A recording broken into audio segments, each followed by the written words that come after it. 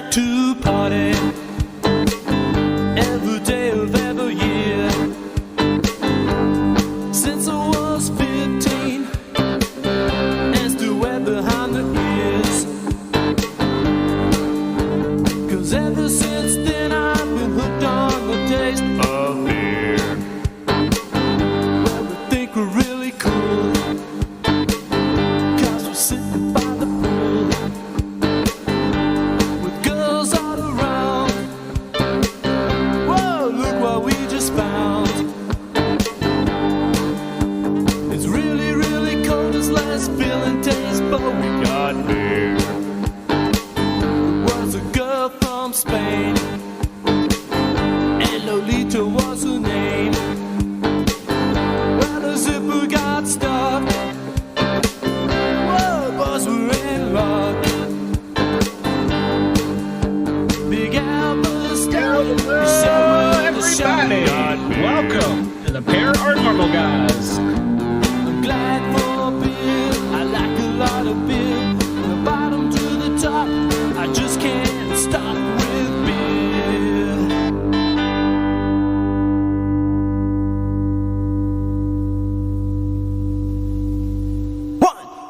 One, two, three, four.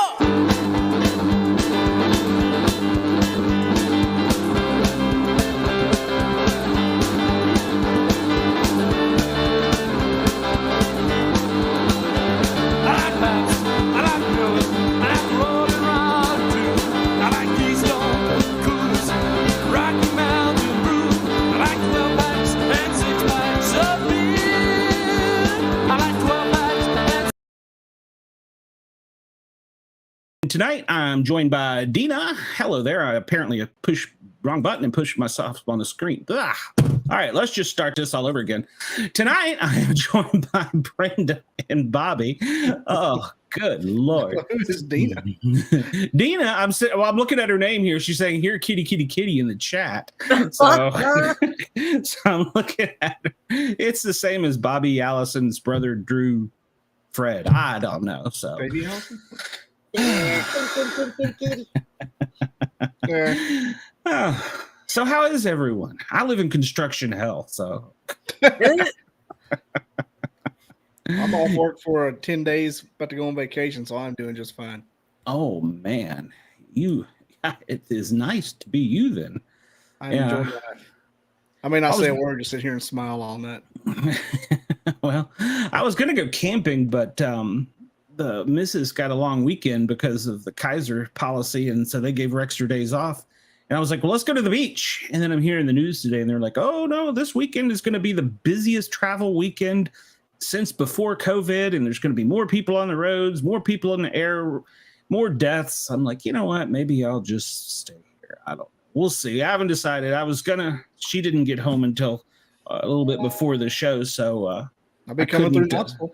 well, hey, if something happens and you need a place to stay, I know a place. So my mom has got a honeydew list that you can finish for me. So. Oh, good God.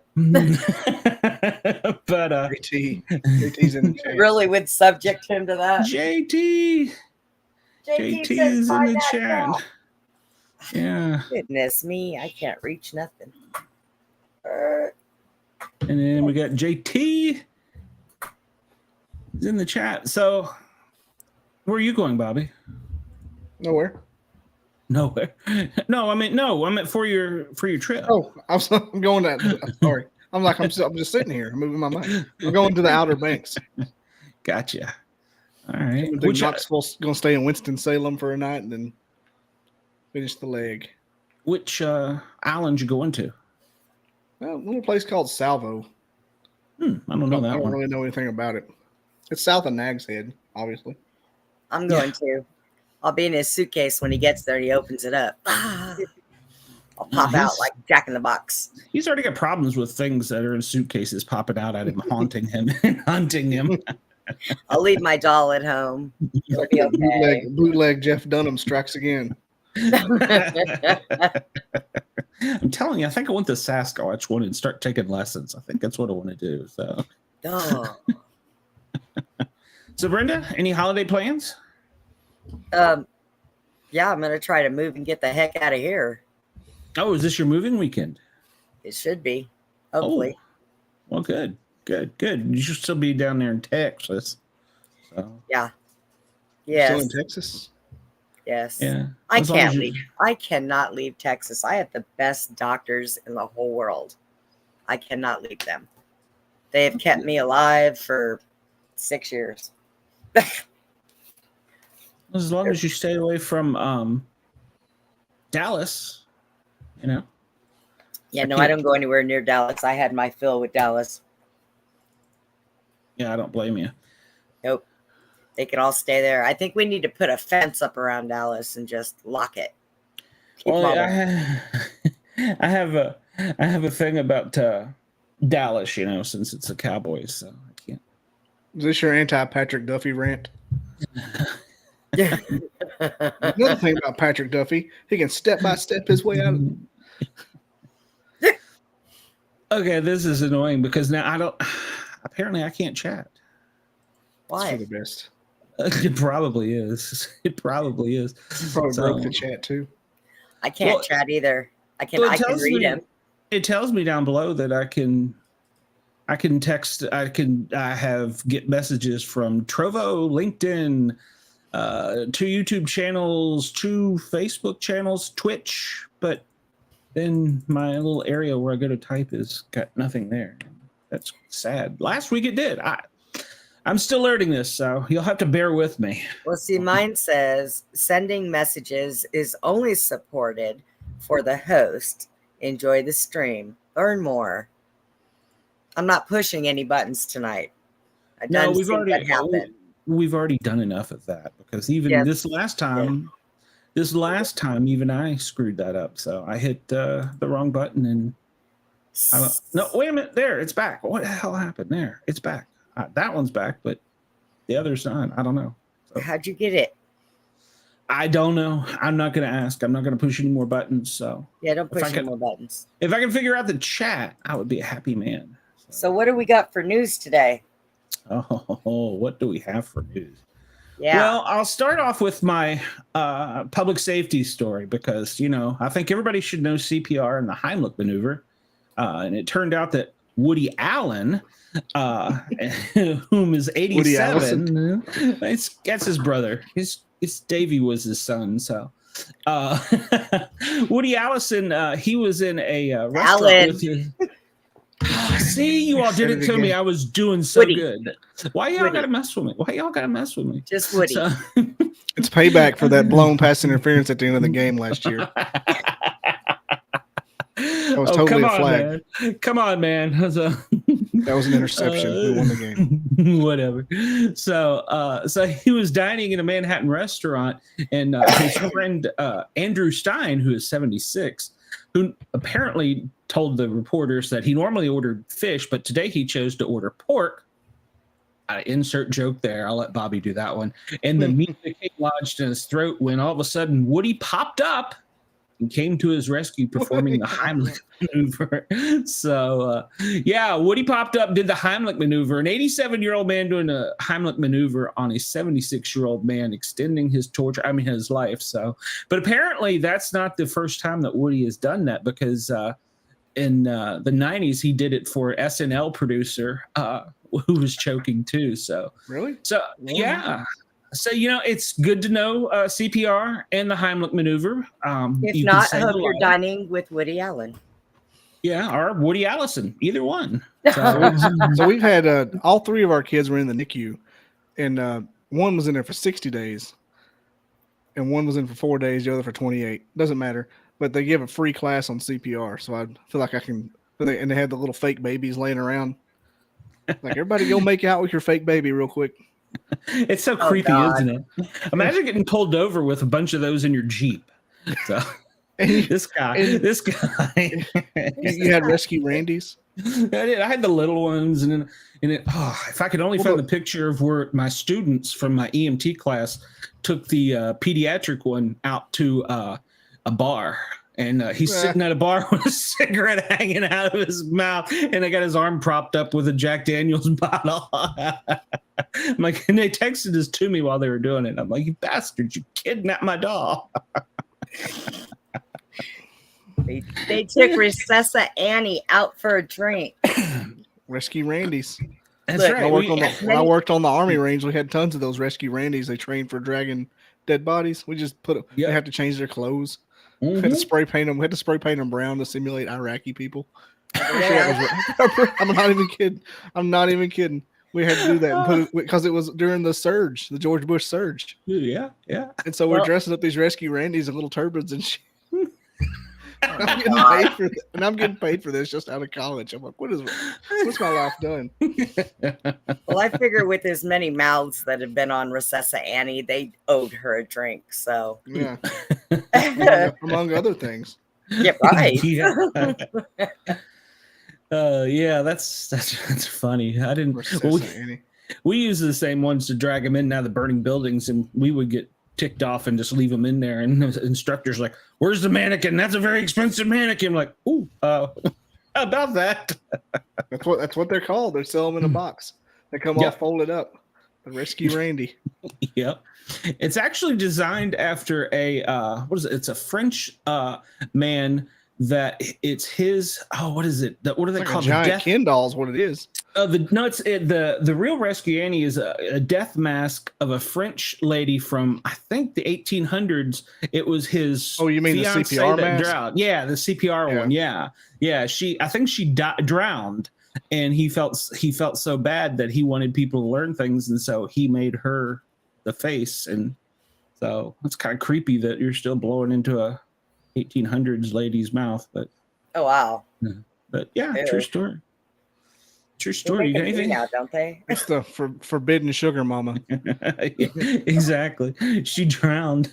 So, well, you know me and finding weird stories. I'll give you another medical story here. How about this? A German tourist in his 50s is facing having his penis amputated. I thought of you, Bobby, when I found this story. I was like, why am I thinking of Bobby about this? What? I did. I swear to God, I was going to dedicate this story to Bobby. Said that he's Shelton who doesn't have balls. well, this one is facing having his penis amputated after a 24-hour ecstasy and Viagra marathon with his wife while they were on holiday. He's in septic shock in the ICU in critical condition in Italy. He was having sex under the influence of drugs for an estimated, his wife stated, 24 hours straight. They had an alleged crazy sex session.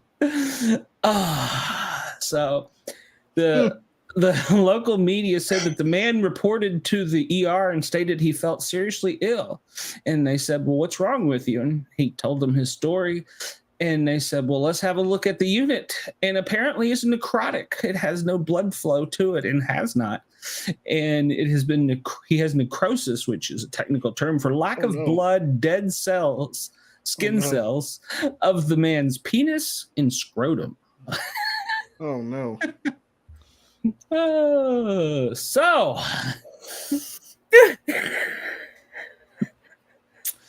you really can't top that. I mean, and he's still in his 50s, so I don't know. Maybe they can come up with an implant or something. But well, okay. First of all, I might need to move her to the center screen for this one. So I am. Put it back. I'm only 6 years older than this guy, and didn't start having any medical problems till I hit 50. But I still cannot see 24 hours. Well, I mean, I've had long stretches before, probably about 6 hours maybe, but 24? I'm kind of interested in how that happens, much less 24. I thought I was doing well at 6, but go ahead.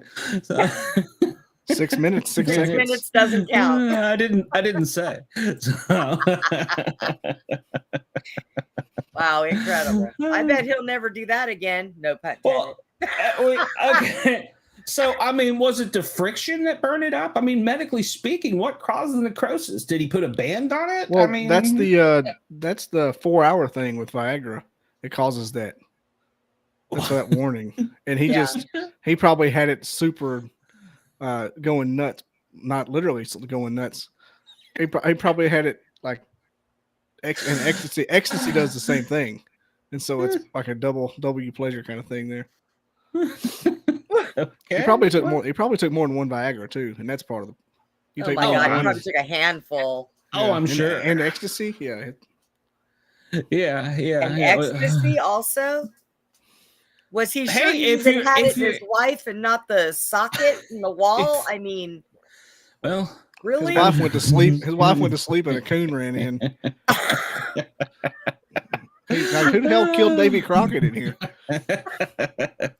it was Woody Allison. It was Woody Allison. That's Gave him right. the Woody Heimlich maneuver. He gave him the Heimlich maneuver.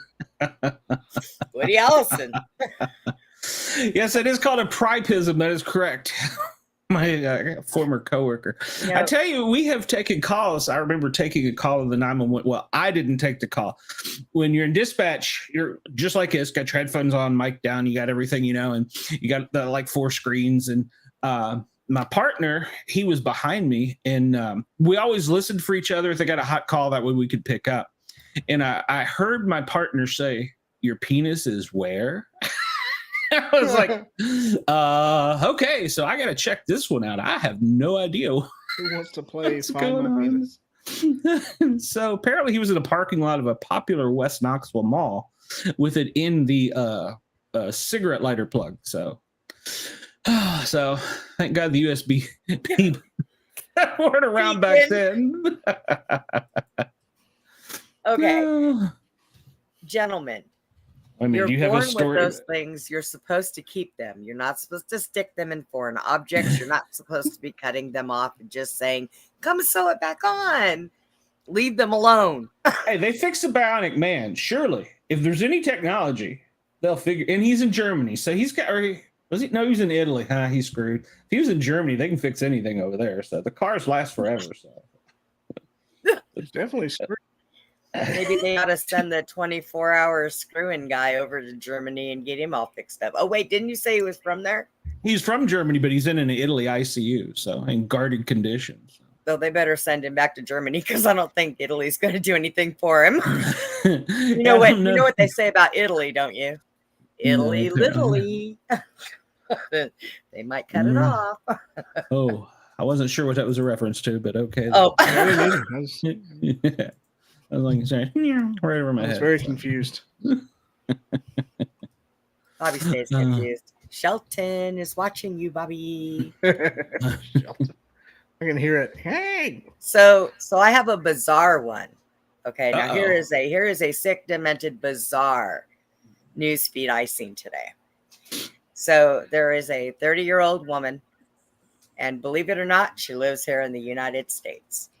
And apparently she lost her 14-year-old son. So what she did was she had sperm taken from her son for her to get pregnant so she could have a twin of her son. Now, That's not how that works. I'm not sure how that works. I don't think it works like that, but apparently she was convinced it would. She's going to have some kind of I would kind of like to talk to the doctor that actually did this to say, dude, did you not tell her that it doesn't work that way? I mean, wouldn't that strike up there in the same interest as like incest? I don't even know where to go with that one. I left you speechless. But anyway, I mean, that was the strange and bizarre that I read today. Strange and bizarre. Okay. Strange and bizarre. I mean, I would have never even thought of that. Adopting, go to a sperm bank, and you might get like Phil Collins' baby or something. But I would think if you turkey basted with your sons, it would cause like this crazy inbreeding kind of. That's what I'm saying. Best case scenario. I mean, That's what I'm saying. I want to follow up on that in a few months because that's just a little weird to me. But does she live in East or West Tennessee? See, I didn't even start with the Alabama joke. It was the backwoods of Arkansas. Come on. That's how they got the howler up there. Arkansas howler. The howler. I did. I read we're always looking for Bigfoot. Well, I found an article in Prince William County, Virginia. They found Bigfoot, but then he got missing again. They stole Bigfoot, a 400-pound statue out of a person's front yard. And the family said that if they could just get, they said they were all crazy. We were all crazy kids at one point in time and did silly things. I won't do anything if you'll just return the Bigfoot. So.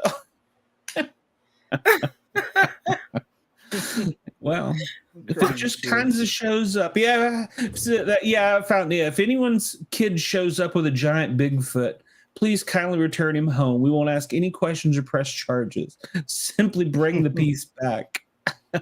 Oh We my were all God. stupid teenagers. Yeah.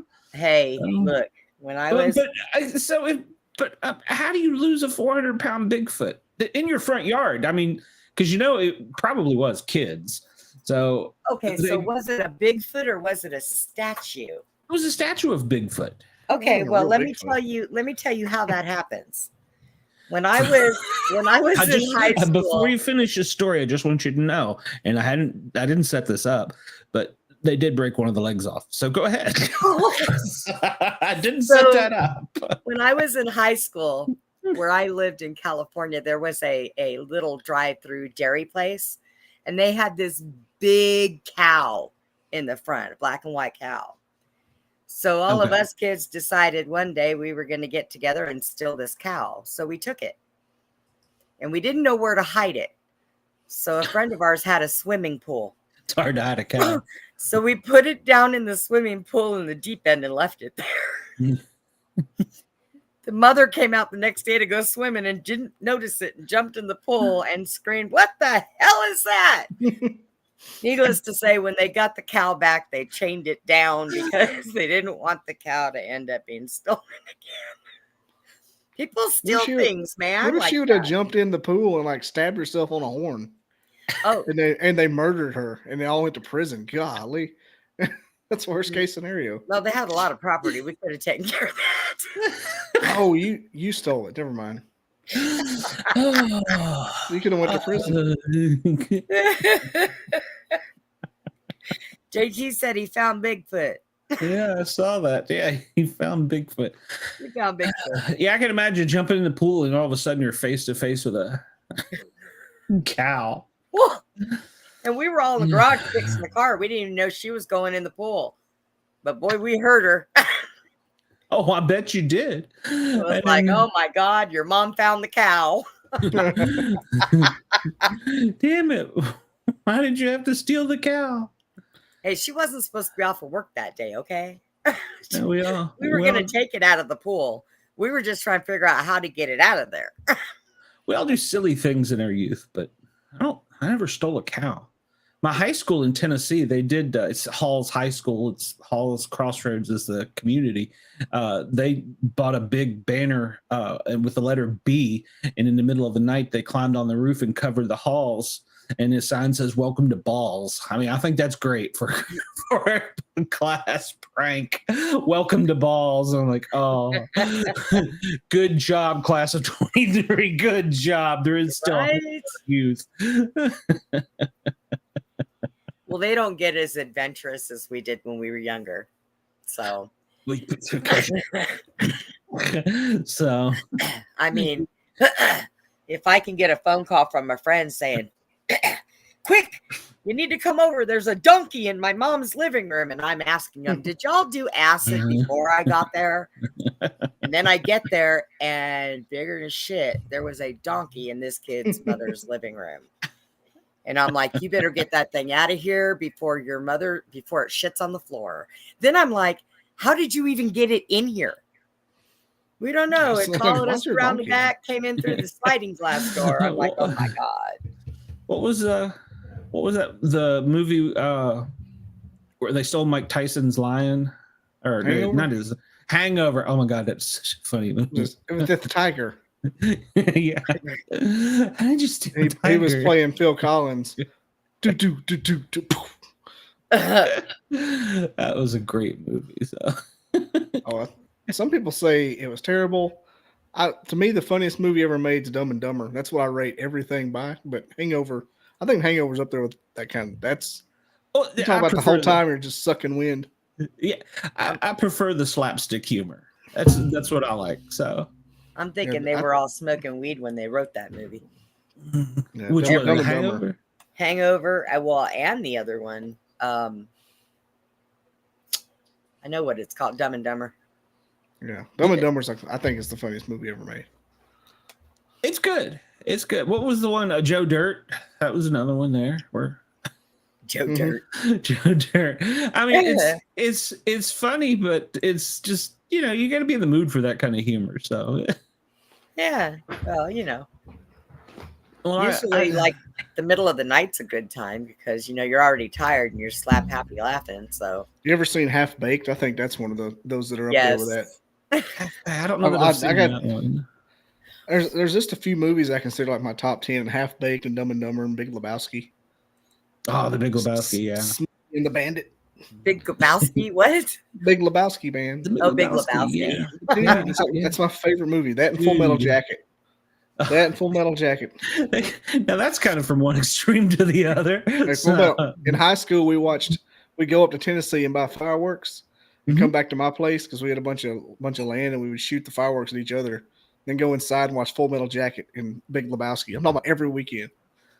Oh yeah. At the fire station, we had a list of movies we would watch, and then if we got like calls right in the middle of them where we got so busy you couldn't, watch a movie, that movie was gone. We never get to watch it again. Who was it that just said that? JT that said that he thinks his life is the same as Joe Dirt. They write I'm that his for you, sister. Well, he found his Why does brother. my screen keep trying to go dark? It's trying to turn me off. What'd you do to me, Glenn? I don't know. I still can't tap. So everybody in the chat, I could read your comments, but I can't type. I don't know. It's like a leprechaun got in here and changed everything when I went to sleep. That was me. All right, everybody. I might as well get this out in the open now. So last night, me, Glenn, and Susie were on here. We were testing things out. Glenn got tired to go to bed, told us to stay on, told me to play with it because he put me in the team thing. So I did. And I don't know what I did. I pushed like 2 buttons and I screwed the whole thing up. I deleted his background. I had no way to know even where we were. So in 20 minutes, he had to throw everything back together again. And I have no idea what's what. So I don't know. I can see all the comments, but I can't reply to them. And, I don't know what I did. I did something. I touched it. I am the biggest computer foul dummy you've ever met in your life. And it takes me 2 months to figure out how to use my new cell phone. Yeah, I mean, all the well, that's still there, but I don't know why the colors are. Well, and that's well, there's our email address if anybody wants it. Yeah, that's the email address. It's right on your face. But well, I don't care at this point. No, I don't know why the colors are changed too. It's weird. I mean, the colors are all changed, everything, but I did find a backdrop rather than just having a janky ass screen behind it. So it janky ass, kind of cool. Yeah, that's kind of cool. So, I mean, did you go to styles? Yeah, don't push any buttons, Brenda. You're not allowed to anymore. Okay, I'm not pushing the buttons. I'm not touching anything. He's on double secret probation. Yeah, exactly. So I'm surprised that our little friend in the box hasn't popped on. He had the link, so I figured he'd jump on there. So what a little friend in the box. We have a friend in the box. JT. Or I'm sorry, Shelton. So Shelton was in the box. Well, cut a hole in the box. Shelton. I wonder if they drill holes in it to let him breathe. So how does he breathe? Like a firefly? Poke holes in the top. Yeah, exactly. Like a lightning bug. Yep. Well, that Ray Stevens song, I stuffed him down in an old shoebox and punched a couple holes on top. Yeah, survived. Sunday came, we snuck him into church. Oh, that's funny. Deacon says, "Lady, keep your hands where we can see them." Yeah, exactly. Did you really fall out of your this morning? Fall out of your Yeah, chair?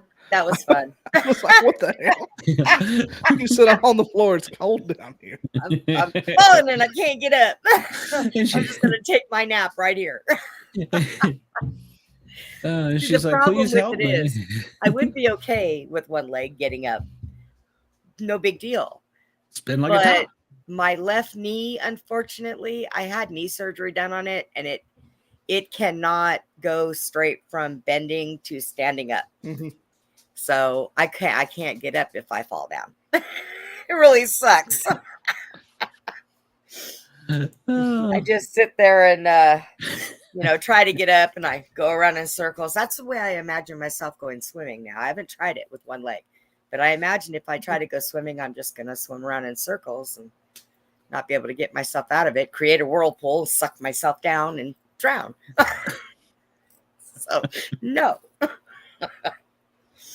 No, not happening. I'll go. I want to go on the cruise with you. I want to see that. I'll push Yeah, you over. you'll there. push I me mean, in. I'll help you up to the deep end of the ocean. So. You'll be running around the deck looking for Woody Allison. Come and save Brenda. She can't breathe. I need somebody to do the Heine lick maneuver. So. Did you just say the Heine maneuver? Yeah, the I Heine can lick. do the Donnie Allison. That's about it. Well, we do have a Shelton sighting. He is on his way to Bobby's to get in his suitcase. So. He left his suitcase there? Ooh. Oh, that would be bad, Bobby. You open up the suitcase and out pops Shelton. What in the Bobby's world? looking underneath his desk. He's like, I thought I heard a better little feet. Every time I see that, I think of Kramer's red apartment on Seinfeld. When they switched and they thought his little dummy was running around. Mr. Marcus?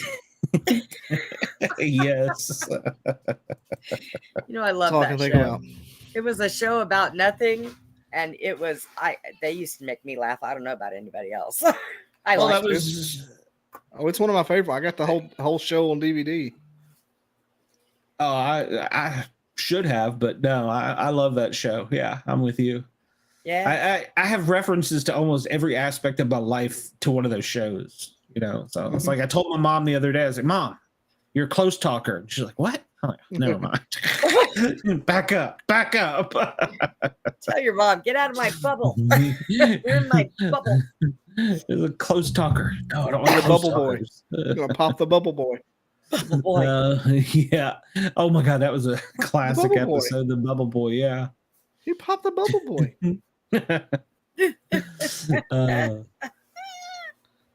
And then he got the job with the Yankees. Oh my God, that was so great. George. T-Bone was my coworker, and he's doing T-Bone. a George Costanza reference there. T-Bone. Okay, D-Bone in the house. Coco's really giving it to T-Bone. He's a Tennessee fan too, by the way. You two should hook up. All right, he's got to be a good man then. So I won't hold you being his friend against him. He has a 1998 tattoo right here across his arm. Okay, that's too much of a fan. Yeah. Well, hey, I've seen stranger tattoos. It's okay. Yeah. Yeah, it's working in fire EMS. I've seen plenty of stranger things, but yeah, it's a little too much for me. I'm sure I've told this story. The Tennessee game I worked, where the fan fell out of the stands and he hit himself in the head and was knocked out. And by the time I get there, dude is jumped in, dressed up in checkerboard overalls, checkerboard button-up shirt. He's got orange afro hair. His face is painted white and orange. His teeth, one has a front tooth, and one has a U, and the other one has a T. And so he's laying on the ground, and so I reach down to touch him, and this clown jumps up, and he grabs me by the collar, and he screams in my face, "I'm okay, man. I'm okay."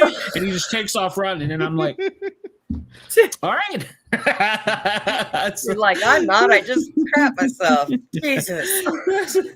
Yeah, I was like, this is the very first and last Tennessee game I work. So. I'm okay. Oh my God. I'm okay, man. I'm okay. And he just took off running. I was like, well, they're like, are you going to go after him? Like, no, I'm not. He's okay, man. He's okay. He says seems he's okay. good to go. I popped him with some Norcan. Yeah, exactly. Yeah, so Some I was Narcan, like, woke his ass up. That must be something. How long have they been using that? Narcan?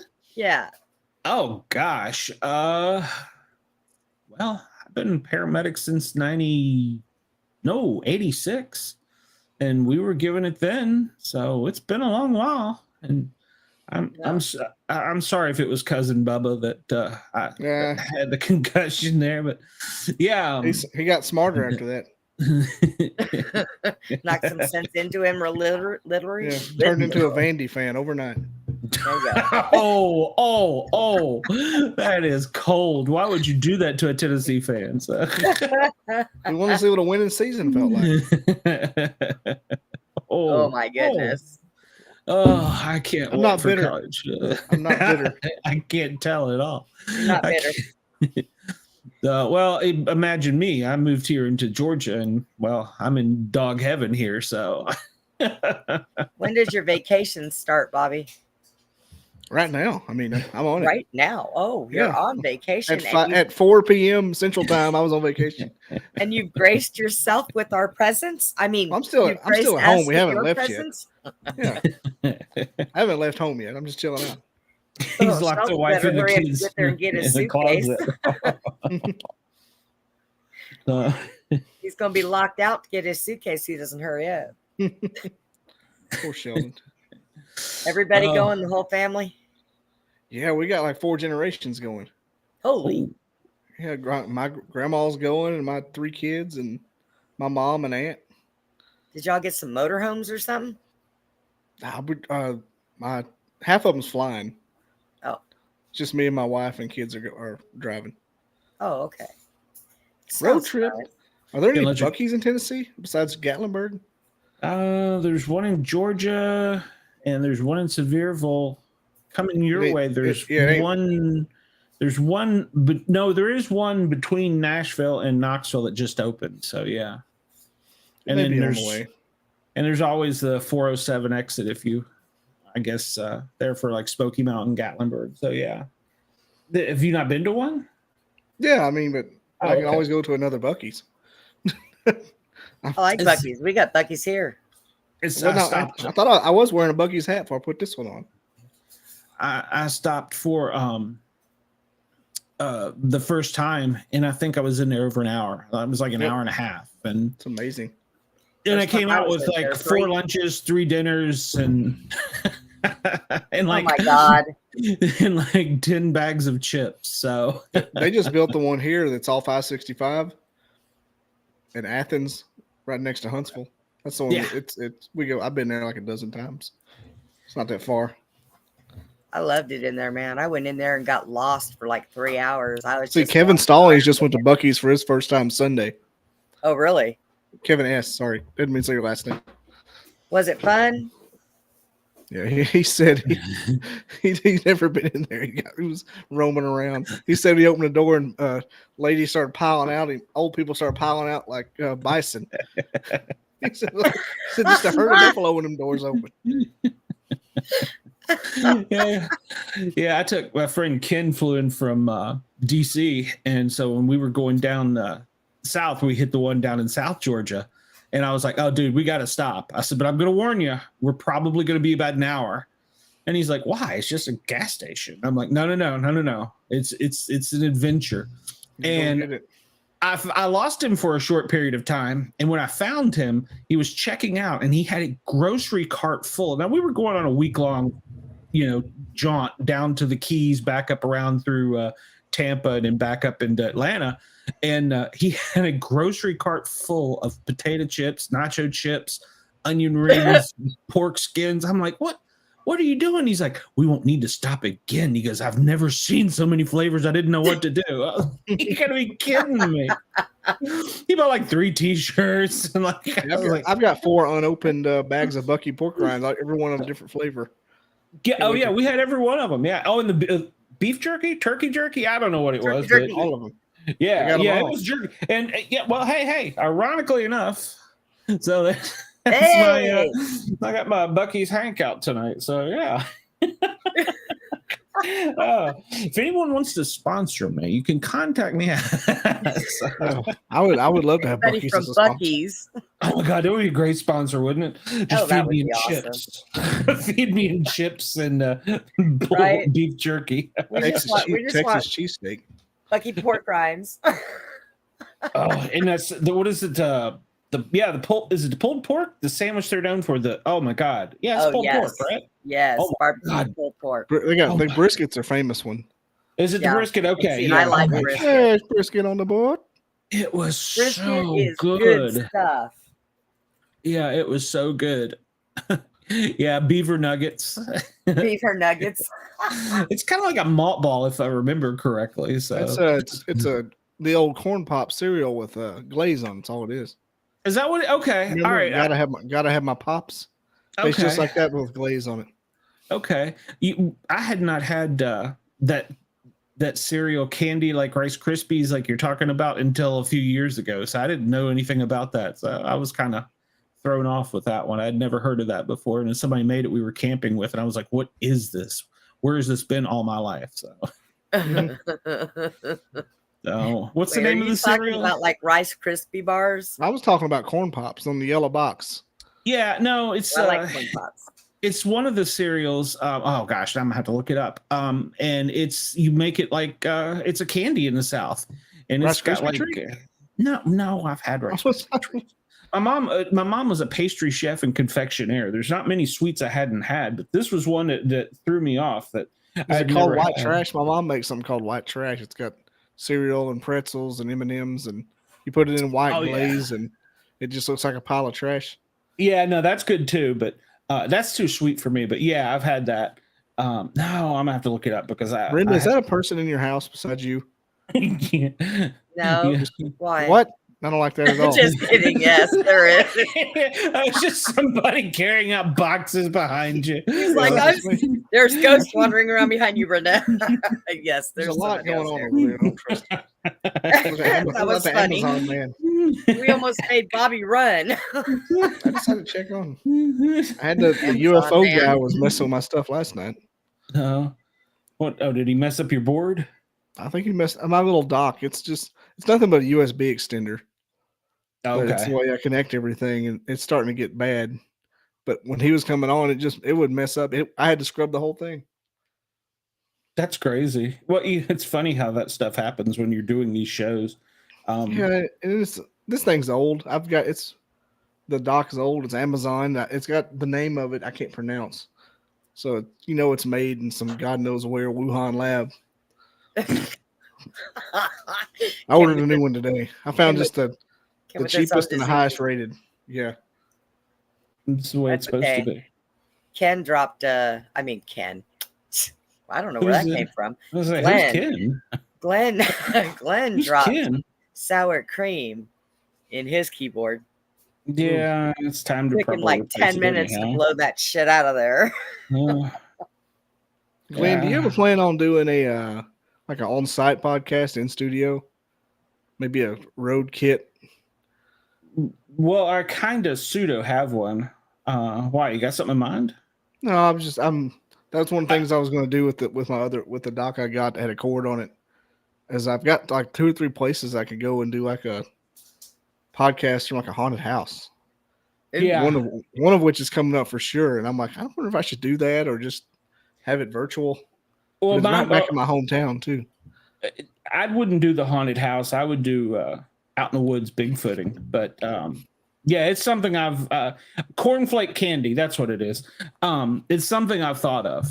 Yeah, and I've kind of already started pseudo building it. So Well, I bought one to sell on eBay as a package deal, and nobody bought it, so I have one, and I just haven't put it together. I was going to sell it.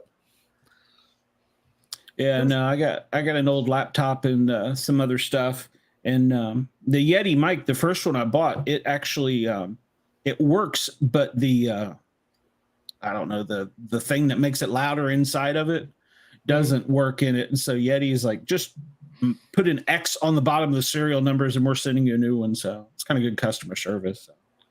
Yeah, they're making a ton of money. They ain't got that much money in things. Oh, probably not.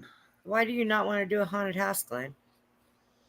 I grew up in one. I was born and raised in one. I have no ambition to see. What happened is, like, I know the night. guy who runs the thing. That's the reason he was going to be a guest while I was doing it. That would be kind of cool. Yeah. Well, And it's in my hometown. I wanted to be there. There you go. Well, Deacon drugged me through downtown Knoxville on a ghost tour, and we were both touched and had things on recordings and stuff. So, and that was actually with a celebrity ghost guy. He's been on Discovery Channel and stuff, and he writes the magazine. I can't think of the name of the magazine, but the big cryptic magazine, Paranormal Magazine. He's the writer of that. And, Oh, okay. Yeah. I like haunted stuff. It'll be me one day. You'll know me back then. I prefer graveyards, though. Yeah. I like them. Yeah. I'm kind of, I didn't think I'd ever want to be in doing investigations while doing this, but talking to people, I'm like, well, what am I doing? That's what I should be. Just one, at least to get touched or something. Yeah, I'm not a fan. So, yeah, one night like in to the do it house. Not in my house, though.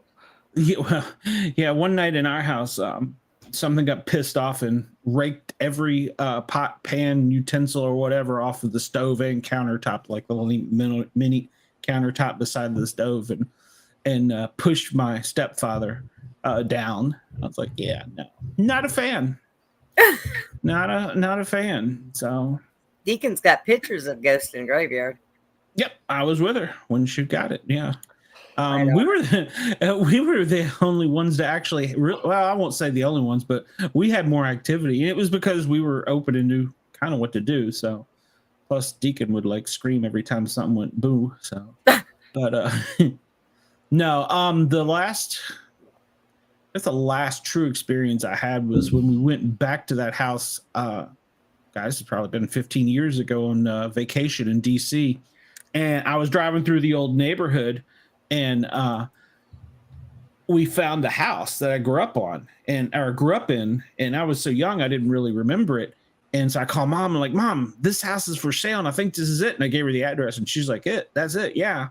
But we go up to the window of the house, and I get this just feeling of just stay away. There's just something just like pushing me away, heavy air. I can feel it.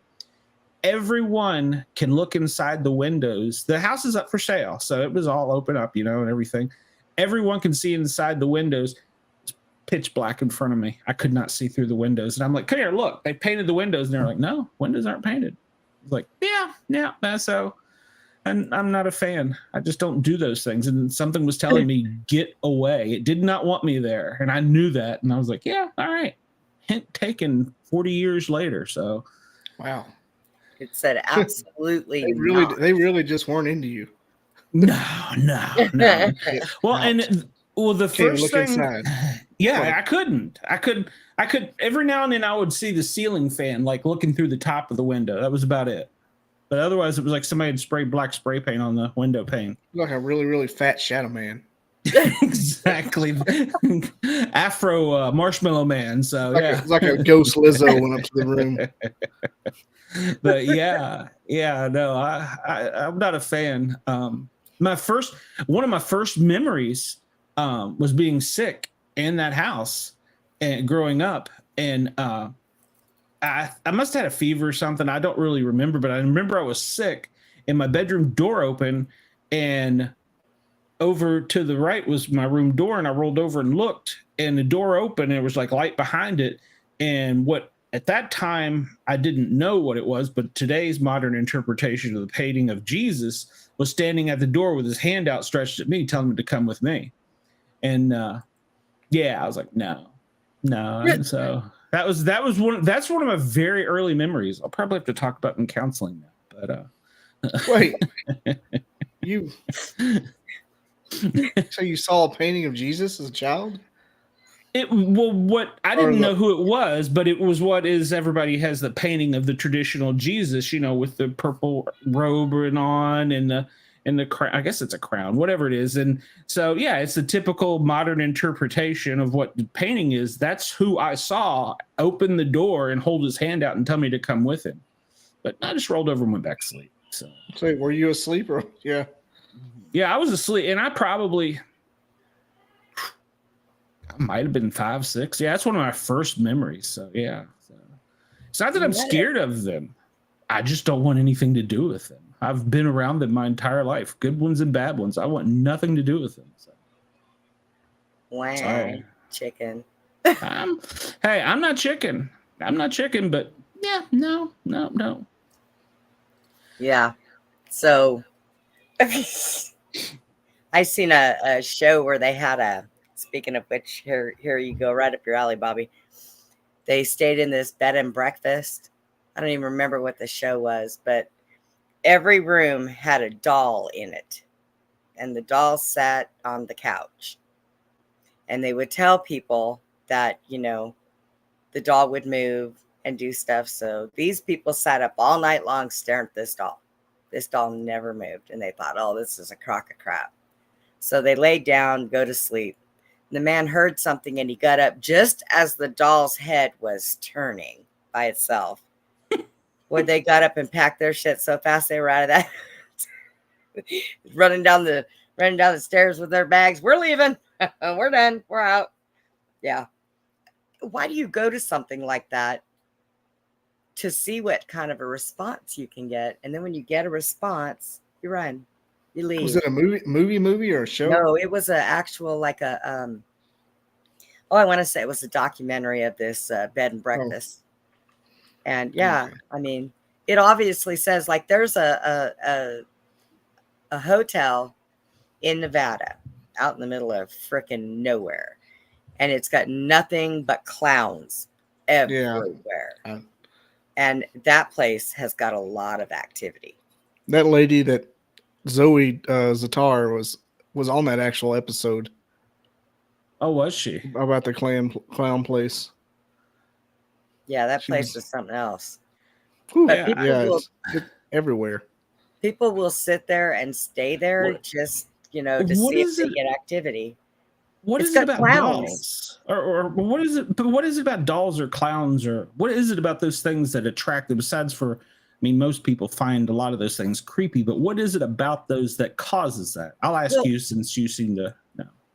Well, I think because it wasn't anything in the clowns that was haunted. The place was haunted, but clowns, because people are afraid of them. A lot of people are afraid of clowns. I don't know why, but they are. But clowns are kind of creepy. And then, you take, whoa, what the heck just did? Then you take. Do not push a button or I will block I didn't push a button. Something just flew in front of my screen. Bobby will be promoted instantly. He'll be the new co-host. But so clowns are kind of creepy anyways. And I think that when that whole thing with the John Wayne Gacy came out, that made it even worse. I think that's what solidified it. Yeah, I can see that. But I have a clown story, but I don't know if it's safe. Clowns for you are scary anyway. So, well, I had the Tennessee clown. That was a scary story, and one of the first. And when you become a paramedic with a new service, you always or with another paramedic, they precept you, they train you, they release you. Once you know the rules and everything, you can go forth and save. And I ran a call at La Vista Road and 285 at a hotel room, and the cops there's like a line of them. It's one of the hotels where the balcony is on the outside, and all the cops are standing there and they're all like laughing. They're like, "Oh, you don't need to go in there." But then I'm like, "Yeah, I kind of got to. I'm the paramedic." And they're like, "Yeah, okay." I go in there, and this dude is in full head to toe clown dress, talking the wig, the makeup, everything, pants down around his knees. He has a plastic bag over his head with a zip tie and a tube that went to a helium. I don't know why helium. I really didn't bother to research this. But let's just say Sparky came and went at the same time. So came and went. Yeah, he came and went at the same time. So yeah, exactly. I should have known. That was like my first call as a paramedic released in the county. I should have known. So I was like, I should leave. You guys should go back to Tennessee. You guys used to play like dangerous games on each other, though. You know. What was it you said? Somebody told you one time, you guys better stop. Somebody's going to die. well, that's just part of being a boy. Part of being a boy? Yeah. Well, but I never dressed up like a clown and put a zip tie around my neck. But. Yeah, that's a little... Now, what would have happened if it would have tightened and he couldn't get it off? Then what? No, he was dead. He was dead. The clown was dead. He didn't make it. Oh. That's why they were laughing. I thought it was a joke. Oh, my God. No, it was a real story. He came and went at the same. He was Oh a dead my guy. God. I thought you were telling a joke that they were pulling on you. Autoerotic asphyxiation. It's a real thing. Best joke ever. Oh, God. Clint said, "Oh no, he was dead. No, he was actually dead. Oh, he was, okay. No, he was a dead clown. He was the best clown. Dead clown. It's kind of like a snake, you know? How It's a good embarrassing. snake. There's no honor in dying in a clown suit. That's this episode's title. There's no honor in dying in a clown suit. Yeah, right. God, remind me. I will title that on the podcast. That's the kind of shit that'd be like a merch item on any other radio show. Exactly. There's no honor in dying in a clown suit. Now, I T-shirts. just wanted to know exactly what the coroner thought when the body got there.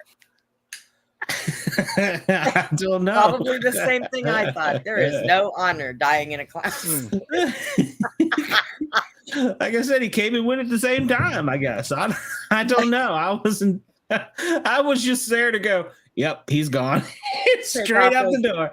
Take off those big shoes and go. Ha! He lies. Nope. Nope. Yeah, yeah. Well, see, that would probably even be worse because they had to call the county coroner. I guess it's a coroner. Yeah, to do the investigation, the medical investigator. Can you imagine being a crew that had to carry a dead clown with a priapism down 3 flights of steps? And his pants down around his knees. Well, he already lost his honor, so I want to know Honor who in called. death in a clown suit. Who called this in? Well, I think housekeeping. So, Oh, so whoever he was running around playing clownsy with left and left him there dead. I wish I could hear the little Hispanic lady open the door. Oh, Dios mío, sos a diablo. Ay, Dios mío. Oh my God. Uh-oh. About to get real. Stuff's getting Uh-oh. real. There's a man appearing and half appearing. So, Uh-oh. He just Who took a would it deep be? breath. Oh, It it's seems kind of that shadow He's a shadow Bobby. figure. Somebody get some sage out. Yeah, exactly. I just heard something that's fallen and it can't get up. It's probably Shelton whooping his tail. Shelton doesn't have the balls to do that. Shelton be No. whooping up on JT. That's funny. Oh. Poor Sheldon. Poor fella. So. Yeah, Deacon, he did do it himself. That's how Robin Williams. That's how Robin Williams and Kung Fu died. They weren't dressed in clown suits. They had No, a but little bit of honor. They were doing everything I else. did it my way. Too soon? Oh, never mind. No. If you're autoerotic in a clown suit, there's never too soon. You sign that. Right? You sign that agreement. And I know why he used the helium, because he probably sat in there and screamed to himself at a high pitch because it sounded funny. He was trying to get a good laugh out of himself before he died. I mean, shit. Oh, that's scary. I actually just had a really strange dream the other night that I tried helium. So I don't know tried why that helium? just popped up. I have, but it was been many years. But it was. I think I was doing something with one of the kids' toys or something. There was still some helium in a balloon. I dreamed that I was like trying to make the voice. So. Hi, Oh my kids. God. What's the other one that the dentist give you? You breathe it in. What's it? Mattress. Oh Lord! Now see, now if Nitrous you oxide. use that, then that I could have understood. That stuff feels amazing. I don't think you can go to Home Depot and get that. Maybe Tractor and Farm and Supply. I don't know, but I don't think you can go to. What if you can get it. nitrous oxide at the like a race car store? They must sell it there. That's true. It's a little cans though, but yeah. Yeah, well, just enough. Hit a whip it. I'm not. I'm not even sure that you can buy helium anymore like that. You I can get thought it in a they put a balloon. stop to that. No, they put it in little party ball looking compressors. So you take them home. Look like a can of propane, but it's got.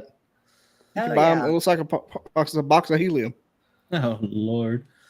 All I right, got I got 3 girls. I've You've researched facilitated all about these several things. birthday parties. Yeah. Hey, how you doing? This scares me.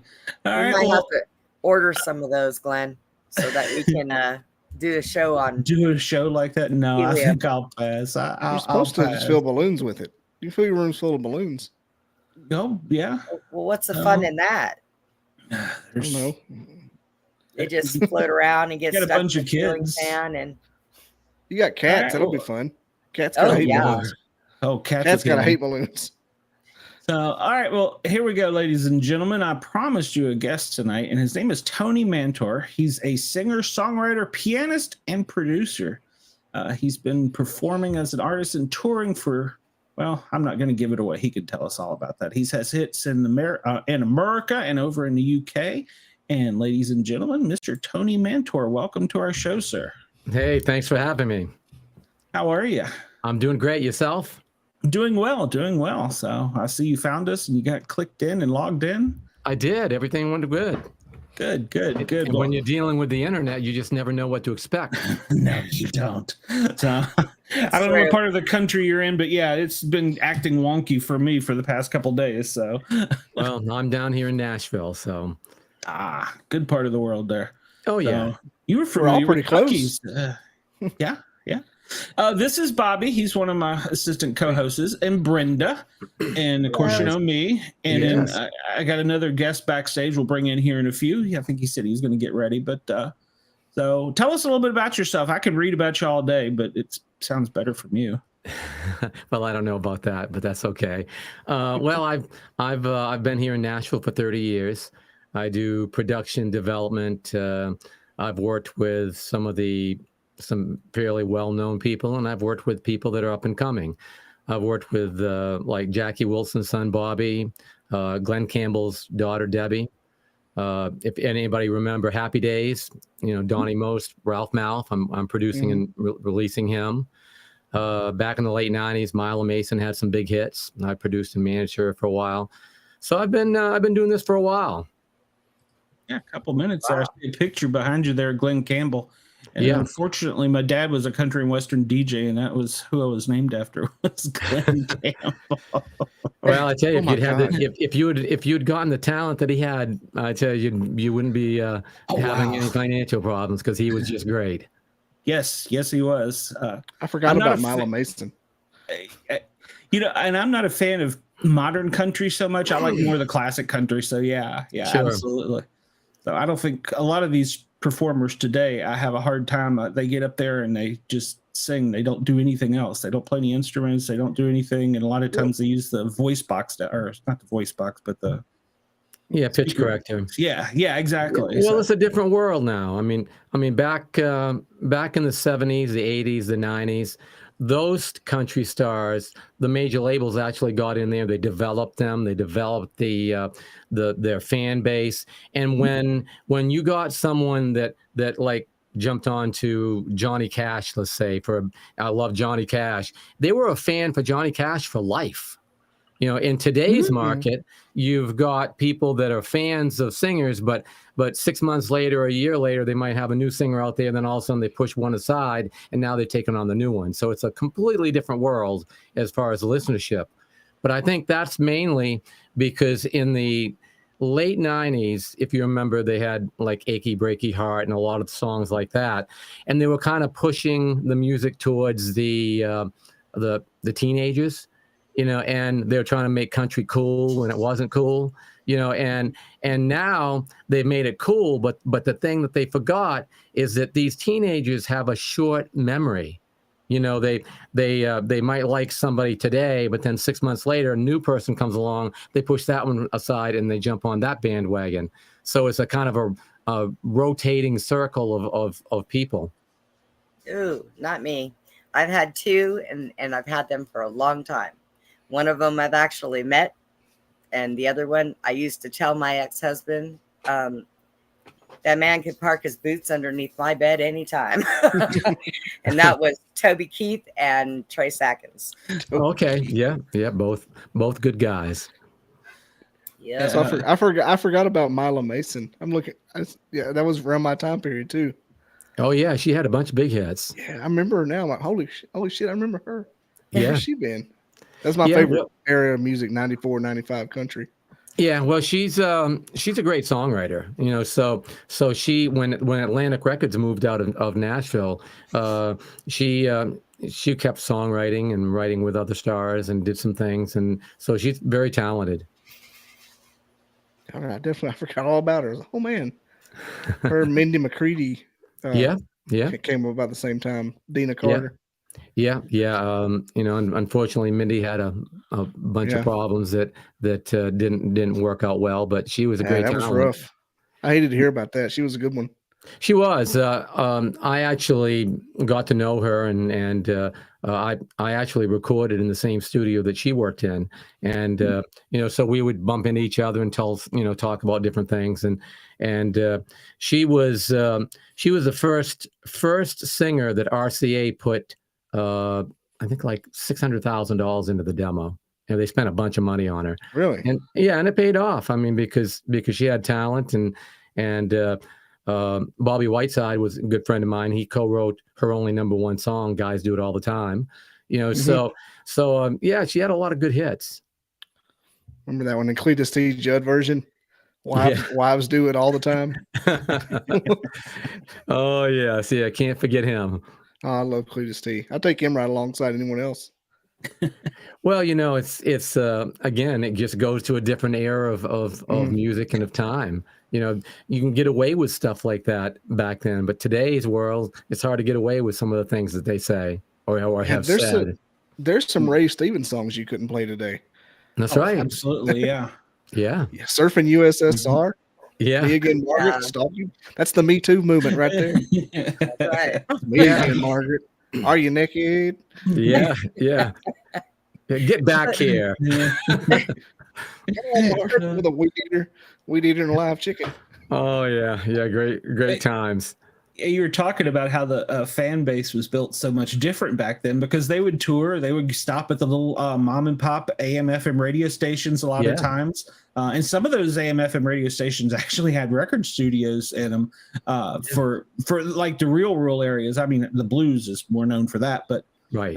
My dad was a disc jockey, like I said, and he was country and western and got famous, I guess. I don't know. This is all way before me, obviously, but Dolly Parton and Porter Wagner came through.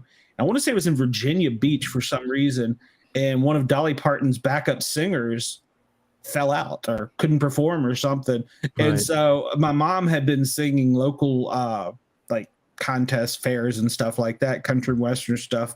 And my dad's like, well, she can sing your song, and stuck her up there and with Dolly Parton on stage. That's awesome. Yeah, you can't do that today, that's for sure. So, no, it's a different world. It's kind of sad because just some of the things that you just brought up of these singers going from AM FM radio stations and just seeing a tower and pulling off and say, hey, let's pull in and see if that station's live or whatever. You can't do that today because they're all bought up and programmed, and it's kind of a sad thing because back then, a lot of these local radio stations, these artists could go in, meet the DJ that was on the air then, walk out, drive down the road, and while they're driving down, they're hearing the DJ play their song they just left them. And that don't happen today. No, not at all. Yeah, I still have several from my dad's collection of 45s that were gifted to him by different performers, So, yeah. Oh, yeah. Yeah, I mean, it's just a time that I mean, I remember there's a little station in about 30 miles from where I lived, and they had, I can't remember, it wasn't a very big station as far as wattage, but they had such a listenership because it was a college town. And you could go in there and they would play just about anything. They was just so laid back, and they're still there today, operating the same way. They haven't been bought out.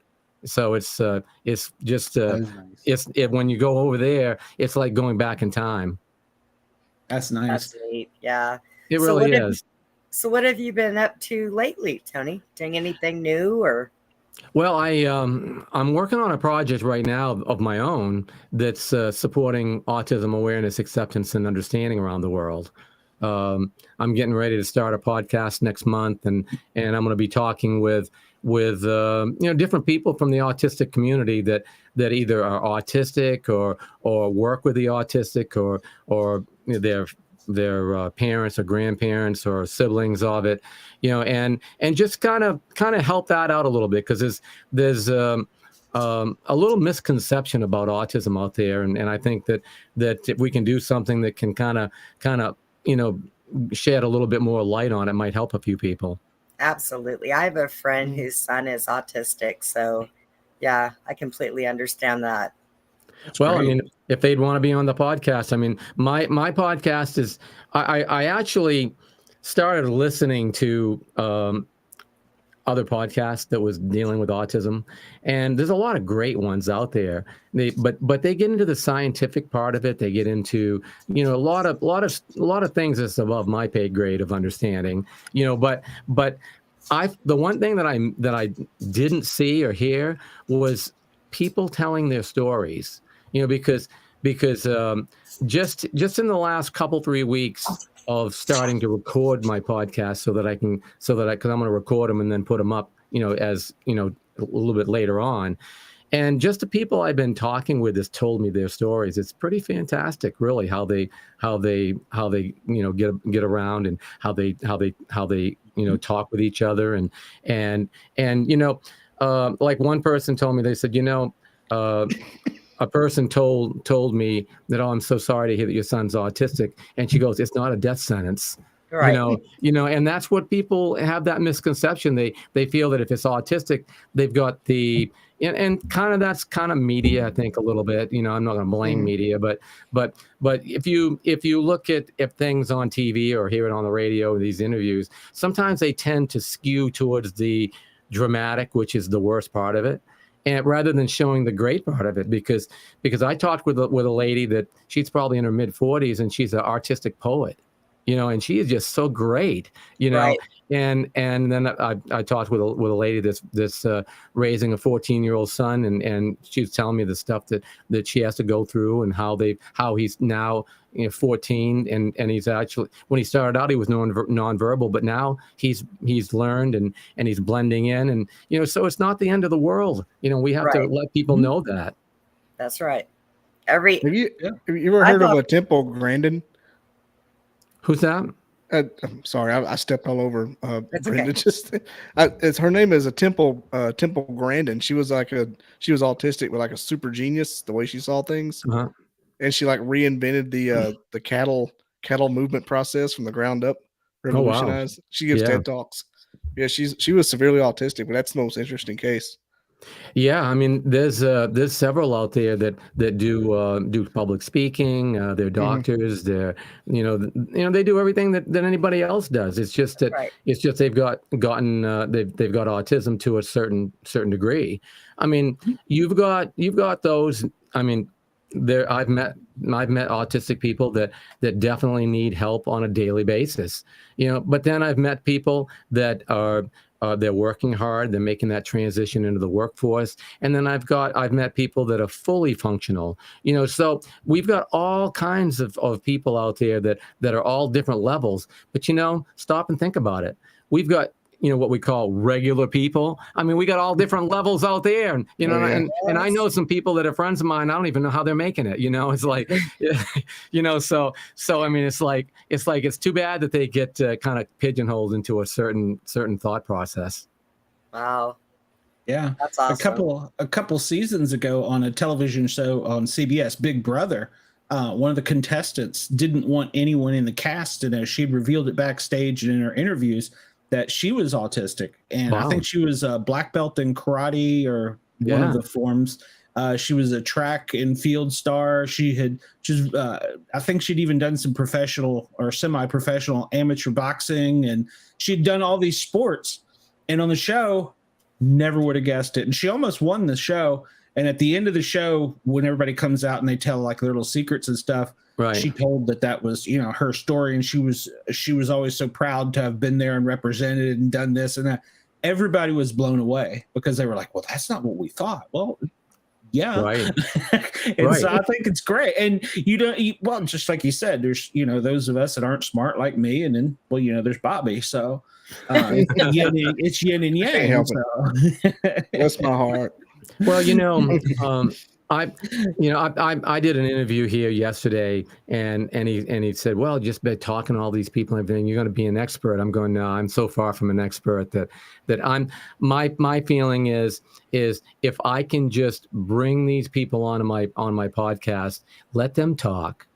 Just ask a few questions, have a conversation like we're having, let them speak, let them tell their stories, that if I can create an audience, that where other people are listening, then hopefully someone from another, part of the world will hear somebody on the other side of the world talking about the things they go through. And they might say, wow, I've kind of gone through those same things. And then by that happening, we'll create a little bit larger community of and give people a chance to feel like they're not alone. Right. Yeah. And that was the premise, or my original premise of this show is, of course, the paranormal obviously was part of it, but I wanted to venture away. I feel like everybody has a story to tell, no matter who you are, no matter Yes. what walk of life you're from, no matter what you do for a living, no matter anything about you, you have a story.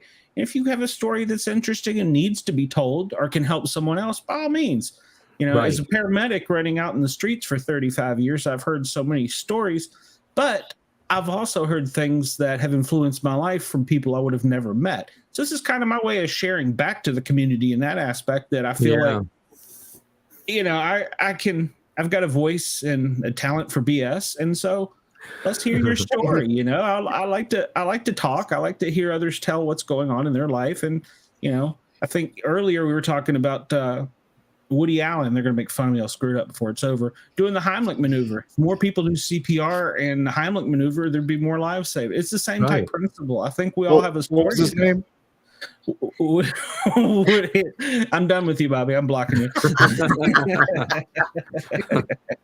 You can't say it. I got it right once. Well, but you're right, though. I mean, the more people have conversations about things, the more things people can learn. I mean, I started this project a little over a year ago, and when I heard the lady that called me, because I had done a project earlier that paid tribute to our first responders, and then she called up and she goes, I really like what you did for the first responders. Is there any way that you can help us? And she's a speech therapist for autistic children. So I had to really think about this because I'm being completely transparent. I absolutely knew nothing about autism. I mean, I knew that it was there because I've got friends of mine that have autistic children, but you hear some of their stories, but you don't hear a whole lot. You don't hear the day-to-day stuff, so I was aware of it. And then I found later on that April is Autism Awareness and Acceptance Month, and I'm going, okay, that's nice. I'm aware of it. I accept it because I'm aware of it, but there's one thing they're missing. They're missing the understanding. So I created my slogan is Autism Awareness, Acceptance, and Understanding, because I'm telling everybody, hey, you can be aware of something and you can accept it because you know that it's there. But until you know something about it, there's nothing you can do about it if you run into somebody that is. Absolutely. So the more you know, the more knowledge that we have, the more we can break those barriers down and make things a little bit easier for everybody. Preach. Absolutely. Yeah. Absolutely. Yeah. I'm well, I found you through looking through the public safety stuff was how I found you. So, Yeah. but I'm very much aware of the surroundings of people not educating themselves about things and things like that, especially people get scared. People don't want to talk about it. They People do. shy away. And there's no Right. reason for that. I mean, there's no reason at all.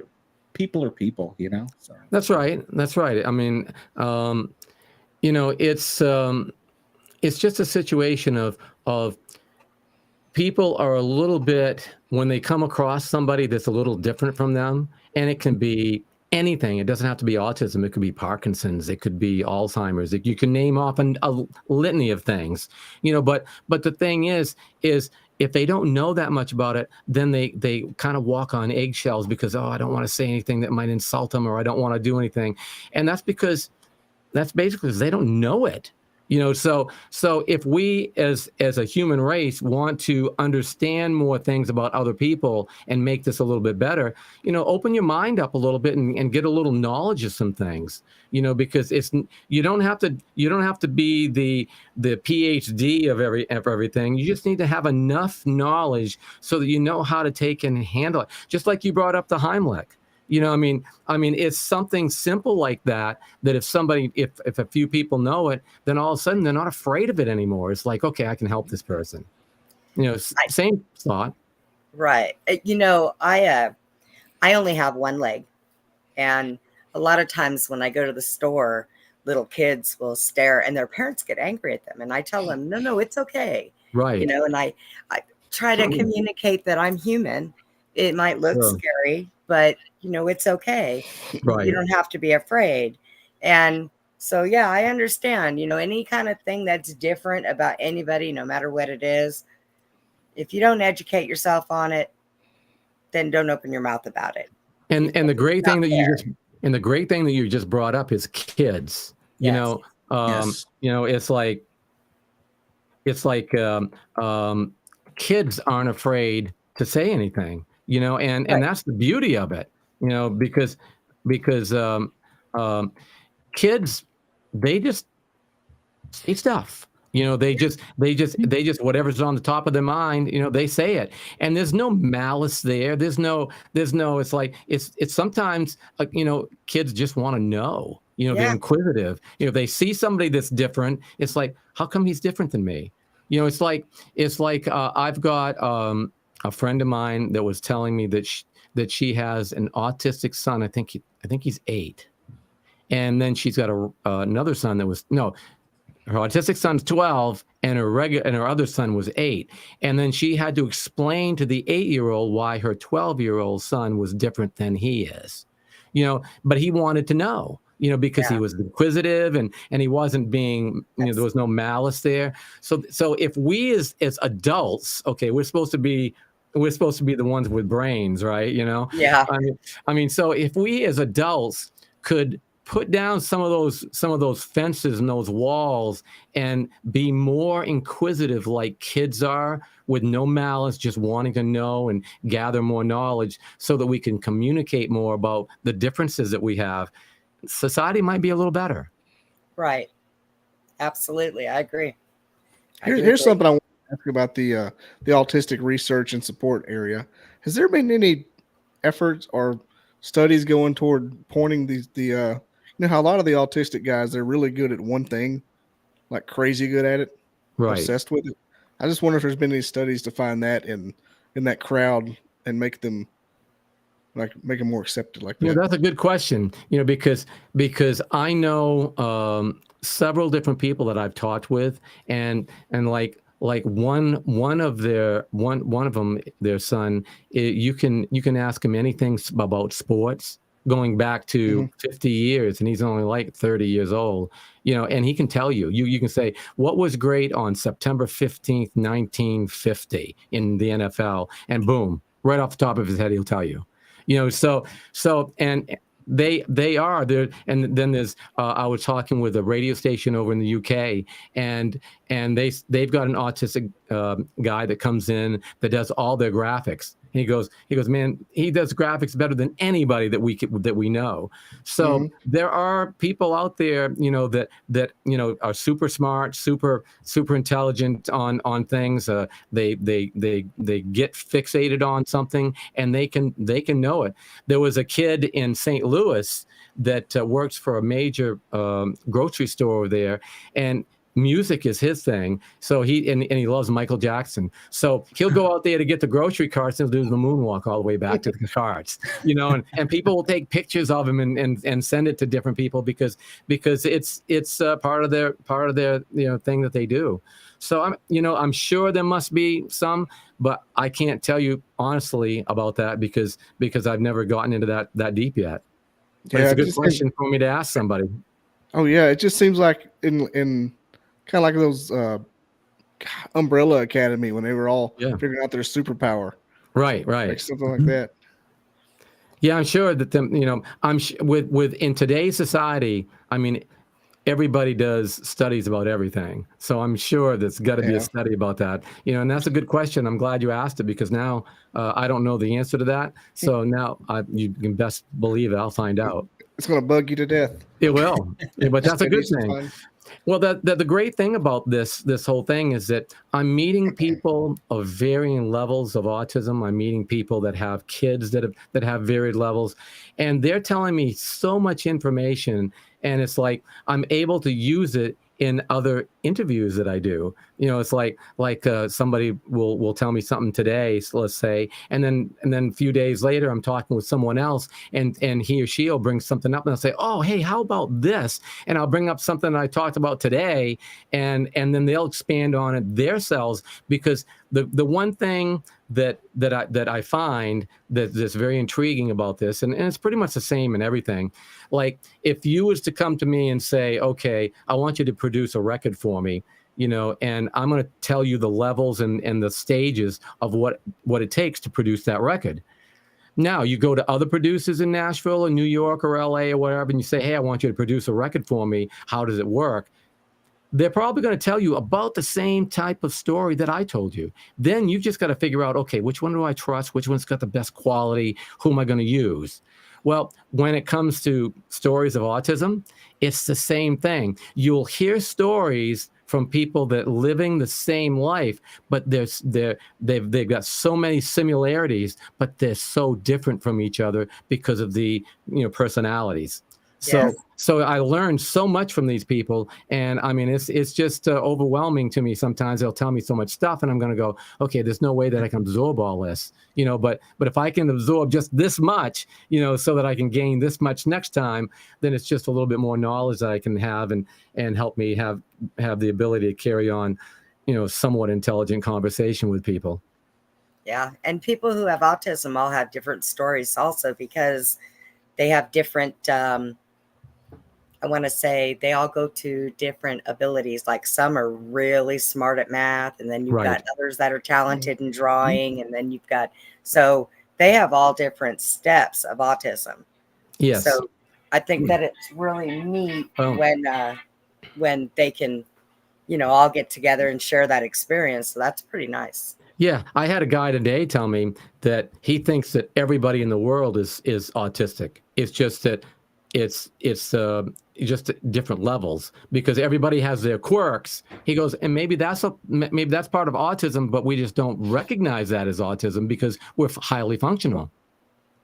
And I couldn't dispute it. Right. That's a good point.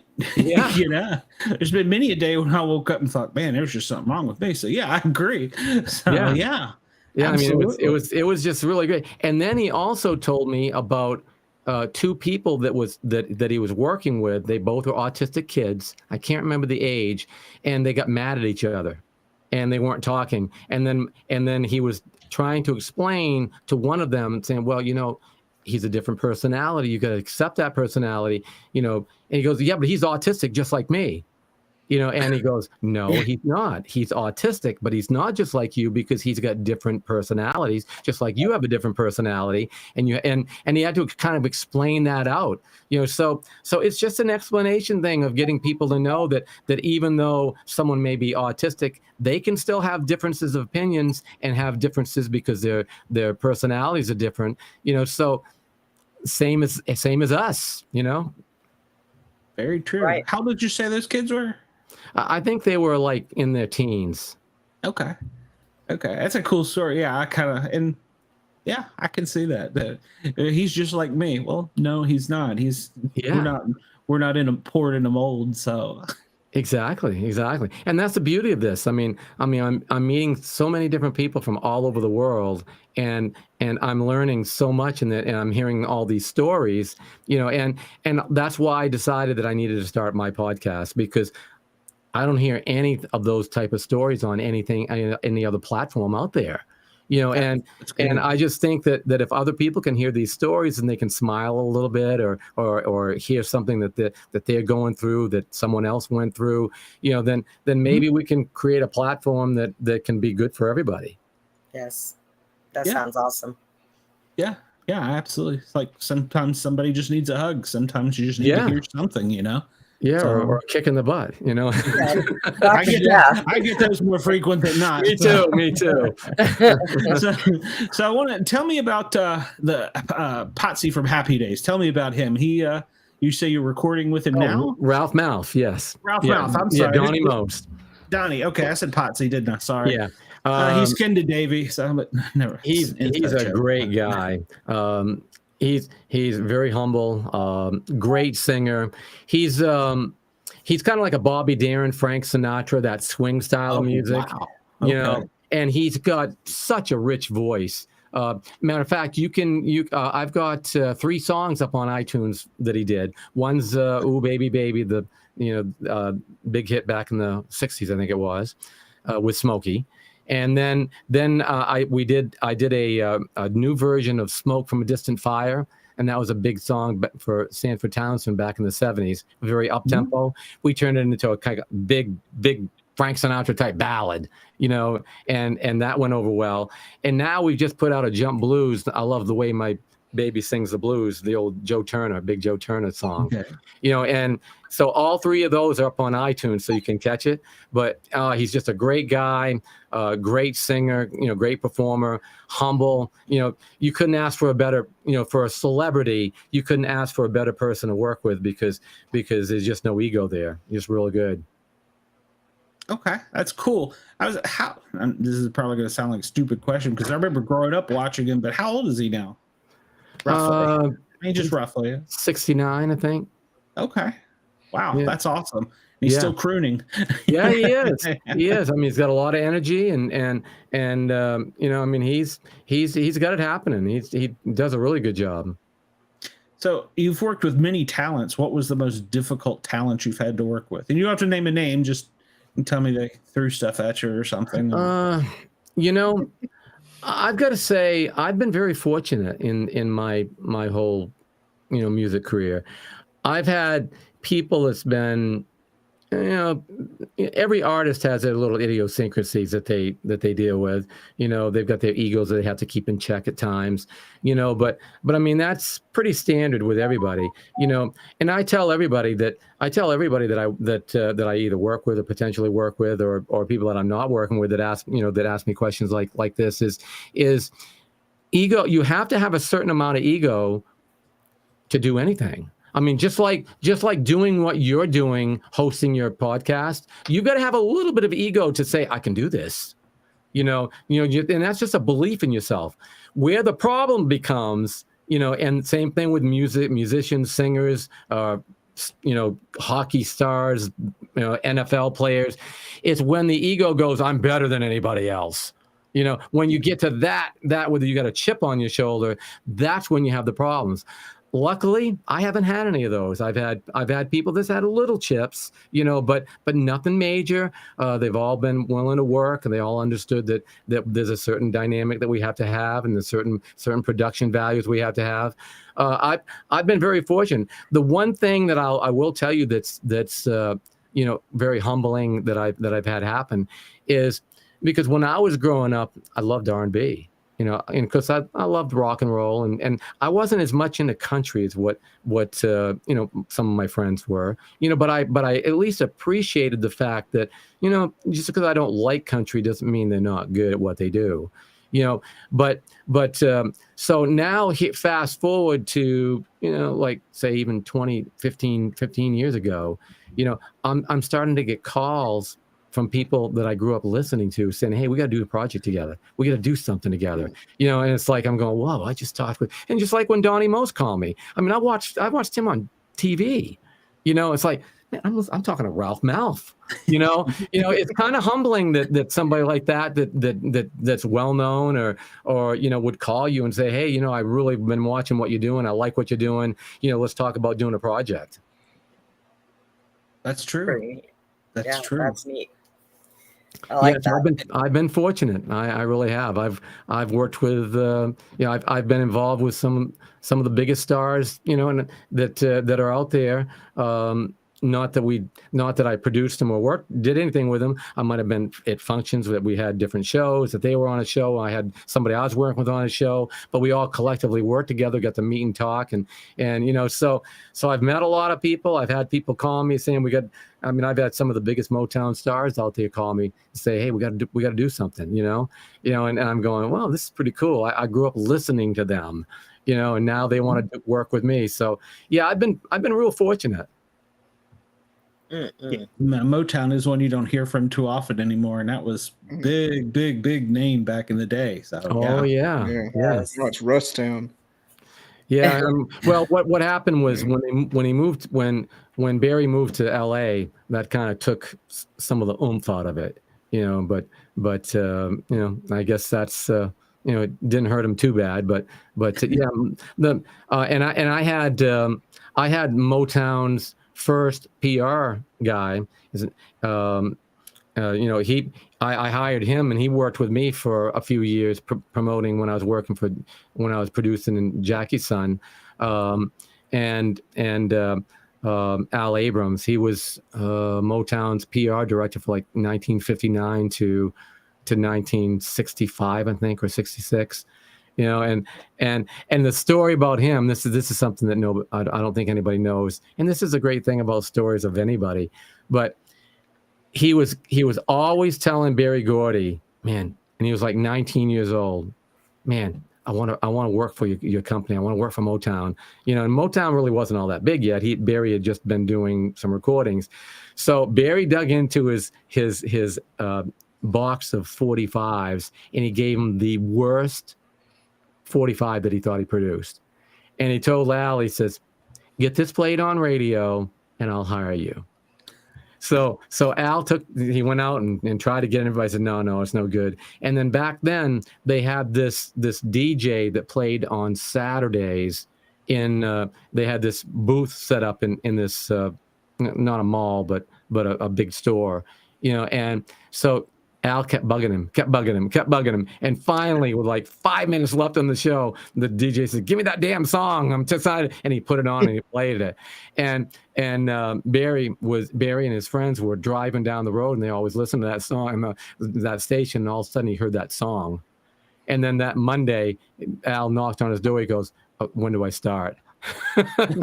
And he did. He said he hired him, for like $100 a week or something, and then he went on to help create, the Supremes and just, all the big stars of Motown for the next 5 years.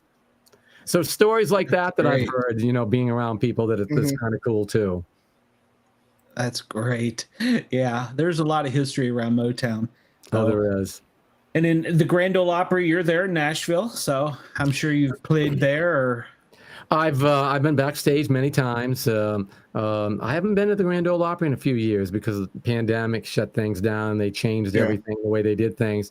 I really haven't had any reason to go, but yeah, I've been backstage many times, and just true joy to be there because. Again, you're at the Grand Ole Opry, so you get to be around some of the stars that helped form, and create country music, as it is not today, but as it became, became more prevalent back in the day, and then grew to what it has become. Now, Tony, do you play any instruments? I'm a piano player. You know, I play piano and I sing. I was classically trained at 8 years old. I was just a typical 8-year-old kid running around, and we had an old beat up piano in the house, and I'd go over there and play on it out of tune. And my mother said, "Well, if you're going to learn how to play it, you might as well learn how to play it." So she got it tuned. She got it tuned and put new ivories on it. Got it all just looking like brand new. And then I went to a piano teacher, and I was classically trained for like 6-7 years. Wow. That's pretty awesome. Yeah. And then I wound up going to Berkeley College of Music in Boston for a while, just to learn more on improv, and because I didn't want to become a teacher or anything, but I wanted to learn some things that they had. I wanted to learn, so I went there and learned what I wanted to learn, and then from there I joined a local band and just kept growing and building. Then I finally got up enough nerve to, and actually. I wound up going to Nashville because a couple of friends of mine didn't have transportation, and you'll get a kick out of this, like in country and all this, and because I was into more pop and R&B and all that kind of music, and they were country songwriters, and they said, we want to go to Nashville and pitch our songs. Can you take us? And I said, what do I want to go to a hick town like Nashville for? Because I was like 20 years old. I mean, I didn't know what Nashville was. I had this perception in mind that it was a hick town. So they talked me into it. I drove them down, and as I'm driving in 40, I see all the big, big buildings, and I'm going, man, Nashville's just concrete and steel like every other city. But the difference was, when you went to Nashville, you walked Music Row. And Music Row is, for anybody that may be listening that don't remember what Music Row is or has never been to Nashville to see it, Music Row is a series of streets that you can walk, and you walk from old house to old house, and in every old house there was somebody different in the music business. You might walk into one, there was an independent record label. You might walk into the next one, they were a producer or a publisher, or whatever they did in the music business. So we walked like everybody else. We walked those streets, and we'd go into one, and then we go into the next one, and there's a series of turn downs. And then you got to also be aware there's a series of crooks there too. They'll tell you anything that you want to hear just so they get you to do business with them and make you money, get your money. And then there's a bunch of good people that really care about everything. So I got a chance to do all that, and it worked out really good. And then how I wound up working my way into doing recording in Nashville was, we were doing they found a publisher that wanted to publish a few of their songs, so they wanted to record them. So the next day we went into the studio, and because back then you didn't have cell phones, you didn't have anybody. If anybody would show up, nobody they couldn't call him on the phone and get a hold of him. He was a no-show, so the piano player didn't show up. So I wound up playing piano, with some of the best damn musicians in Nashville. Here's this country hit kid, from a little town, Madison, Maine, 5,000 people, born and raised on a dairy farm, and with some of the best musicians in the world. And then the president of this little company, a record label, came in to go over some things, and he didn't know me, and he introduced himself, and then he says, what are you doing? I said, well, I'm just helping my friends out. And he's like, are you performing, playing with anybody? I said, no, I'm going to head back to Maine and probably start my own thing up and get it going. And he goes, well, how'd you like to go out with Ronnie McDowell? And I'm going, okay, Ronnie who? Because I'm up on country, So he goes, Ronnie's doing a tour, and he needs a piano player and a background singer. He goes, it looks like you can do both. So he sent me over to Capitol Records. Slim Williamson was his manager at the time, and I walked in and sat down and did the tour with him. And then Slim and I became really good friends, and he helped me out. And this is where I learned that music was a business. because Slim said, I'll help you. You know, he's a matter of fact, he goes, I'm going to give you a name right now. Call him. So and the guy was up in New York City. And it turns out he was Blondie's manager. You know, so he goes, yeah, he goes, okay, Slim's a pretty good guy. He goes, send me some of your stuff. Let me hear what you've done.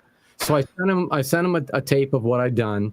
And he called me up. He goes, man, pretty good. He goes, you're probably the third or fourth best singer I've had all year long.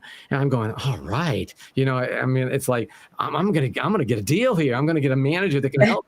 You know, and I said, so when we start working together, he goes, you wasn't the best. You was just the third or fourth. That SOB, you know, I mean, it's like, way to kick me in the teeth, you know, but that taught me a lot. It's like, okay, if that's the way they're going to be, I just got to keep working until I am the best, you know, and it kept me working. And I wound up, you know, I had a couple of options of getting on a major label, but the numbers weren't right. The contracts weren't right. And, you know, then I wound up working with Bob Millsap and Gary Paxton. And if you remember Alley Oop and songs like that, Gary Paxton was the lead singer of the Argyles. You know, so I got great guys that kind of mentored me. And then when they were getting older and decided to, you know, that they was going to retire, they called me up and said, man, get off the road, stop, you know, playing till midnight and having to travel, you know, and all this. Come down here and do what we do. Get into production development and just go for it that way. And I did a lot of soul searching, but I decided that was the best thing for me at the time. So I made the move, and here I am. That's a pretty big career. Yeah. And he Ricky Bobbied you there for a little bit. If you ain't first, you're last. So yeah. I mean, yeah, he did. You know, but yeah. I mean, it's stories like that you know, I look back on, and it's like, okay, that helped shape me. You know, I was pissed, you know. I mean, I won't lie. I thought that he just kicked me down, and you know, but I learned from it, you know. And when you learn from something, you keep growing. Then hopefully it makes you better. And you know, the old saying, "If it doesn't kill you," you know, and that's kind of where I was. Yeah. What's bad is he probably makes that same joke to everybody that came in there. Yeah, you know, it very well could be. You know, it's just this old man joke. Like, shut up. It's probably just pushing in the right direction. You never know. I mean, in the music business, there's just so many stories of different things happening, and you know, you just like I was. This is one thing I'll always remember. I was going to Nashville, and I didn't know the area, and now I know where I was now, but when I was going down back and forth, I didn't. And this was in the day when you had no cell phones. We had a CB in our car, right? Mm-hmm. So I ran out of gas, you know, right on Briley Parkway, you know, and I'm going, oh, this is great. So I got on the CB. Where's the nearest gas station? And it was like 2:00 in the morning. You know, and this guy comes on, he goes, where you at? I said, I have no clue. I'm just out of gas. And he goes, well, give me some of your surroundings. So I kind of told him, you know, some of the things. He goes, I know right where you are. I'll be down in about 10 or 15 minutes. A half an hour later, the guy shows up, and his wife is driving, and he gets out, and he's, you know, 3 sheets to the wind, you know. I mean, he's drunk out of his mind, you know.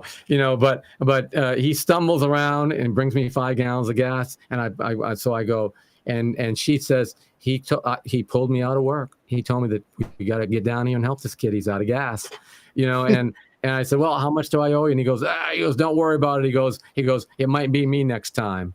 You know, and that story right there kind of made me feel a lot better about the world. That's a David Lee Murphy song there. Yeah. Well, it kind of, and the reason why it made me feel better about the world because I mean, you're talking, I'm like 20 years old. I've never been out of the state of Maine when I went to Boston for college, you know. So traveling, you know, down south and all this, I had no clue. And you hear all these stories, you know, so it's like I'm going, oh man, I'm screwed, you know. And this guy just kind of gave me faith in the world that there's good people, and from that point on, I've never looked back on helping people and people giving help, and just realize that a lot of good people in this world. Yep. Have you ever gone to Graceland?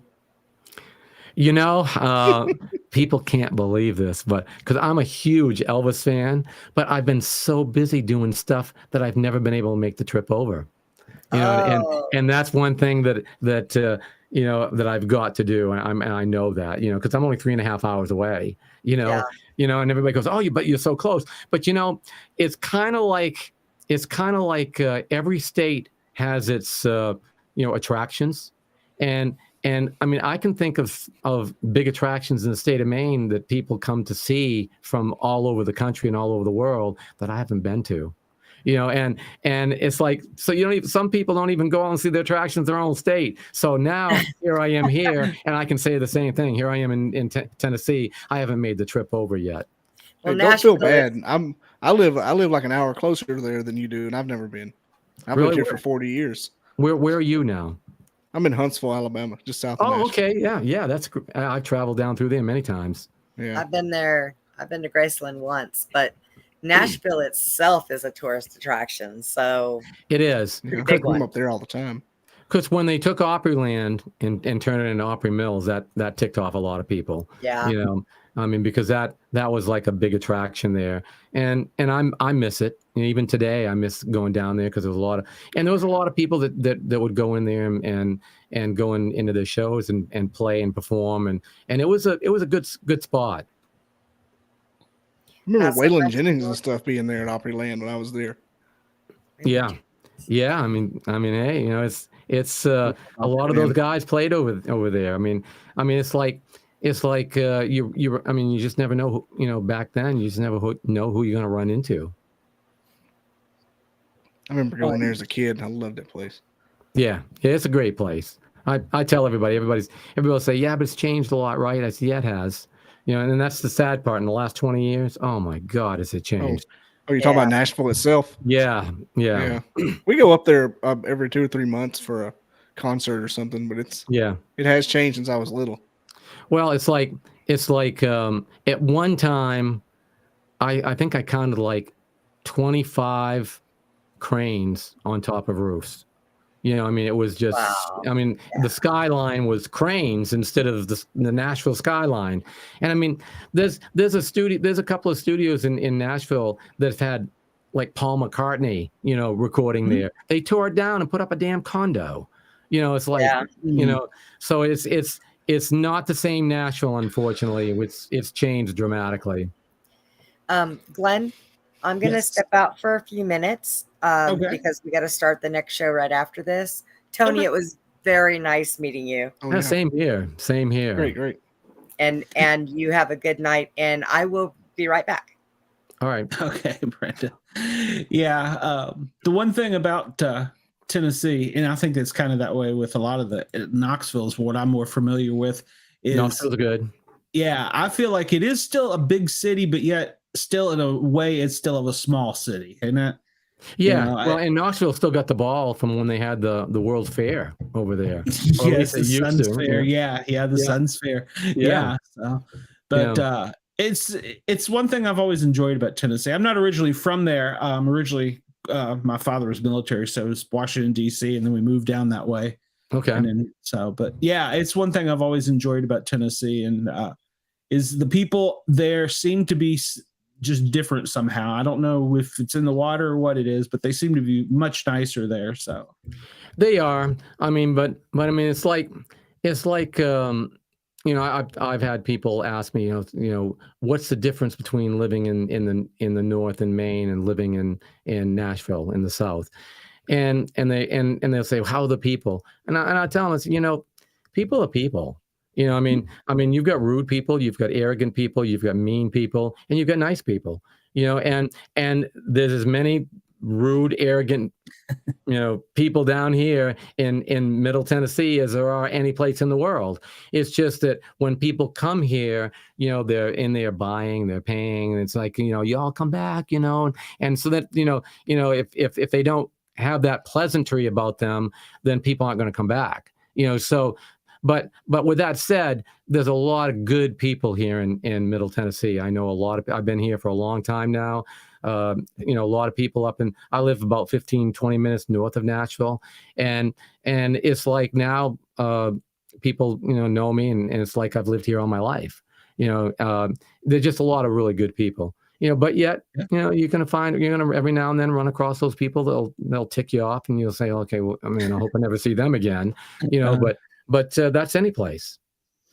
Well, are you a Titans fan by any chance, or are we a diehard New England fan? Well, I pull for the Titans, because I like to see them. I like to see them do well, just like I pull for the Predators. I like to see them do well.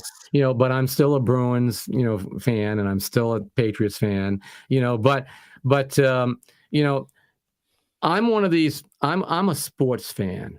Okay, so if my team doesn't make it, then I'm pulling for I'm pulling for another team. I'm, like right now, the Celtics and the Heat are playing, and the Celtics have just looked pathetic, except for last night, so it's if a the miracle.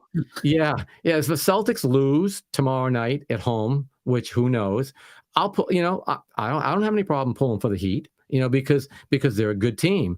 I think Denver's going to be the team this year because they've just really done it up right, but I'm a sports fan, as long as the team that make the two teams that make it to the championship, as long as they don't have any arrogant, real, people that you love to hate, so to speak, I can pull for it. And so, like when the Titans missed that by a foot, I was like, oh, come on, one more foot. I was hoping they could do it, and then when Vrabel came, I thought the culture was going to change again because Vrabel's the old Belichick hard-nosed, coach, and he's changed now because they've had some injuries the last couple of years, and now they're having to kind of reboot a little bit. But yeah, I'll pull for them, because they're good for Nashville, they're good for good for the area, and it's just fun to watch them play. College football team? Yeah, I kind of pull down here. I kind of pull for Tennessee. Although I do like Vandy, and Vandy will never win, Vandy doesn't stand a chance, but anchor down, Vandy. Yeah. Back here, what was it, 10 years ago, when they were pretty good. And then the coach went bailed and went to Penn State, I hated to see that because he had them where they was competitive, and with any team, you just don't want to see them blown out. If they can be competitive, and at least when they're going into a game, unless it's Alabama or some big Georgia or whatever, okay, they get a chance. And so I always kind of rooted for Vandy to have a chance. But last year, UT had a good run, and hopefully they can this year. So yeah, I kind of pull for the locals. All right, good to hear. Well, before we wrap up, where can we find you? Tell us where we can find all the stuff about you and any of your up and coming stuff, and where you're going to be. Well, my podcast right now, it's been up for a week, the introduction. It's on all the platforms except for Apple, which hopefully Apple will be on in a couple of weeks. So they can find me on all the major podcast platforms. They can find me on TonyMantor.com. YouTube is Tony Mantor. And then, of course, all the social media is just at Tony Mantor. So I'm pretty easy to find. Okay. Tony Mantor. Right. Yes. Well, I do appreciate you coming on. If you'd like to come back and talk about the other podcast, I would love it. Sure. I think it's a great cause, and I do appreciate. Thank you for everything you've done for public safety as well. So it's much appreciated. Oh man, I tell you, you got to give back. It's I'm a firm believer that if life has been good to you, give back because people that have a little challenge in their life, no matter what it is, they could use a helping hand. So if you help out when you can. Absolutely. Well, I would probably be bad if I didn't ask you to do this, and then my friend didn't even know I was going to do this. But as we take us out of here at the wrapping up of this, my friend Al and his band, the Johnnies, are the one that recorded my geeky little song. So just make sure to listen to it and see if you hear anything good. Let me know. I'll forward it to him. Sure.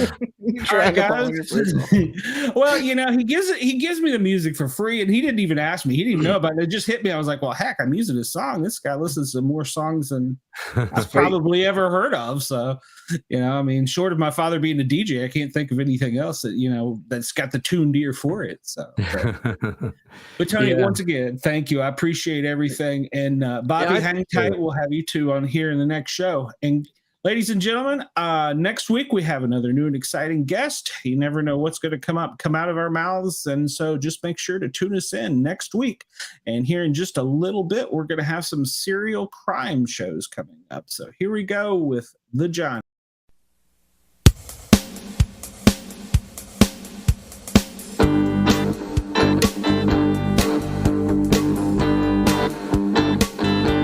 We like to party every day of every year. Since I was 15, and still wet behind the ears.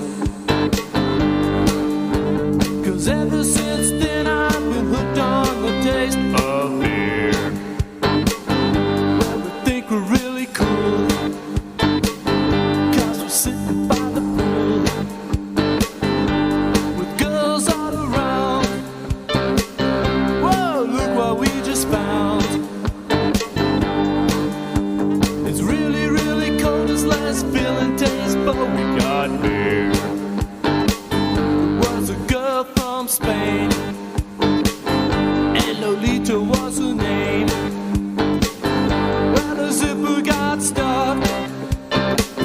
Whoa, boys, we're in luck. Big Albert stuff, you share with a shot, we got beer. I'm glad for beer, I like a lot of beer. From the bottom to the top, I just can't stop with beer. Ladies and gentlemen, stay tuned. We'll be back with the next show. 1, 2, 1, 2, 3, 4.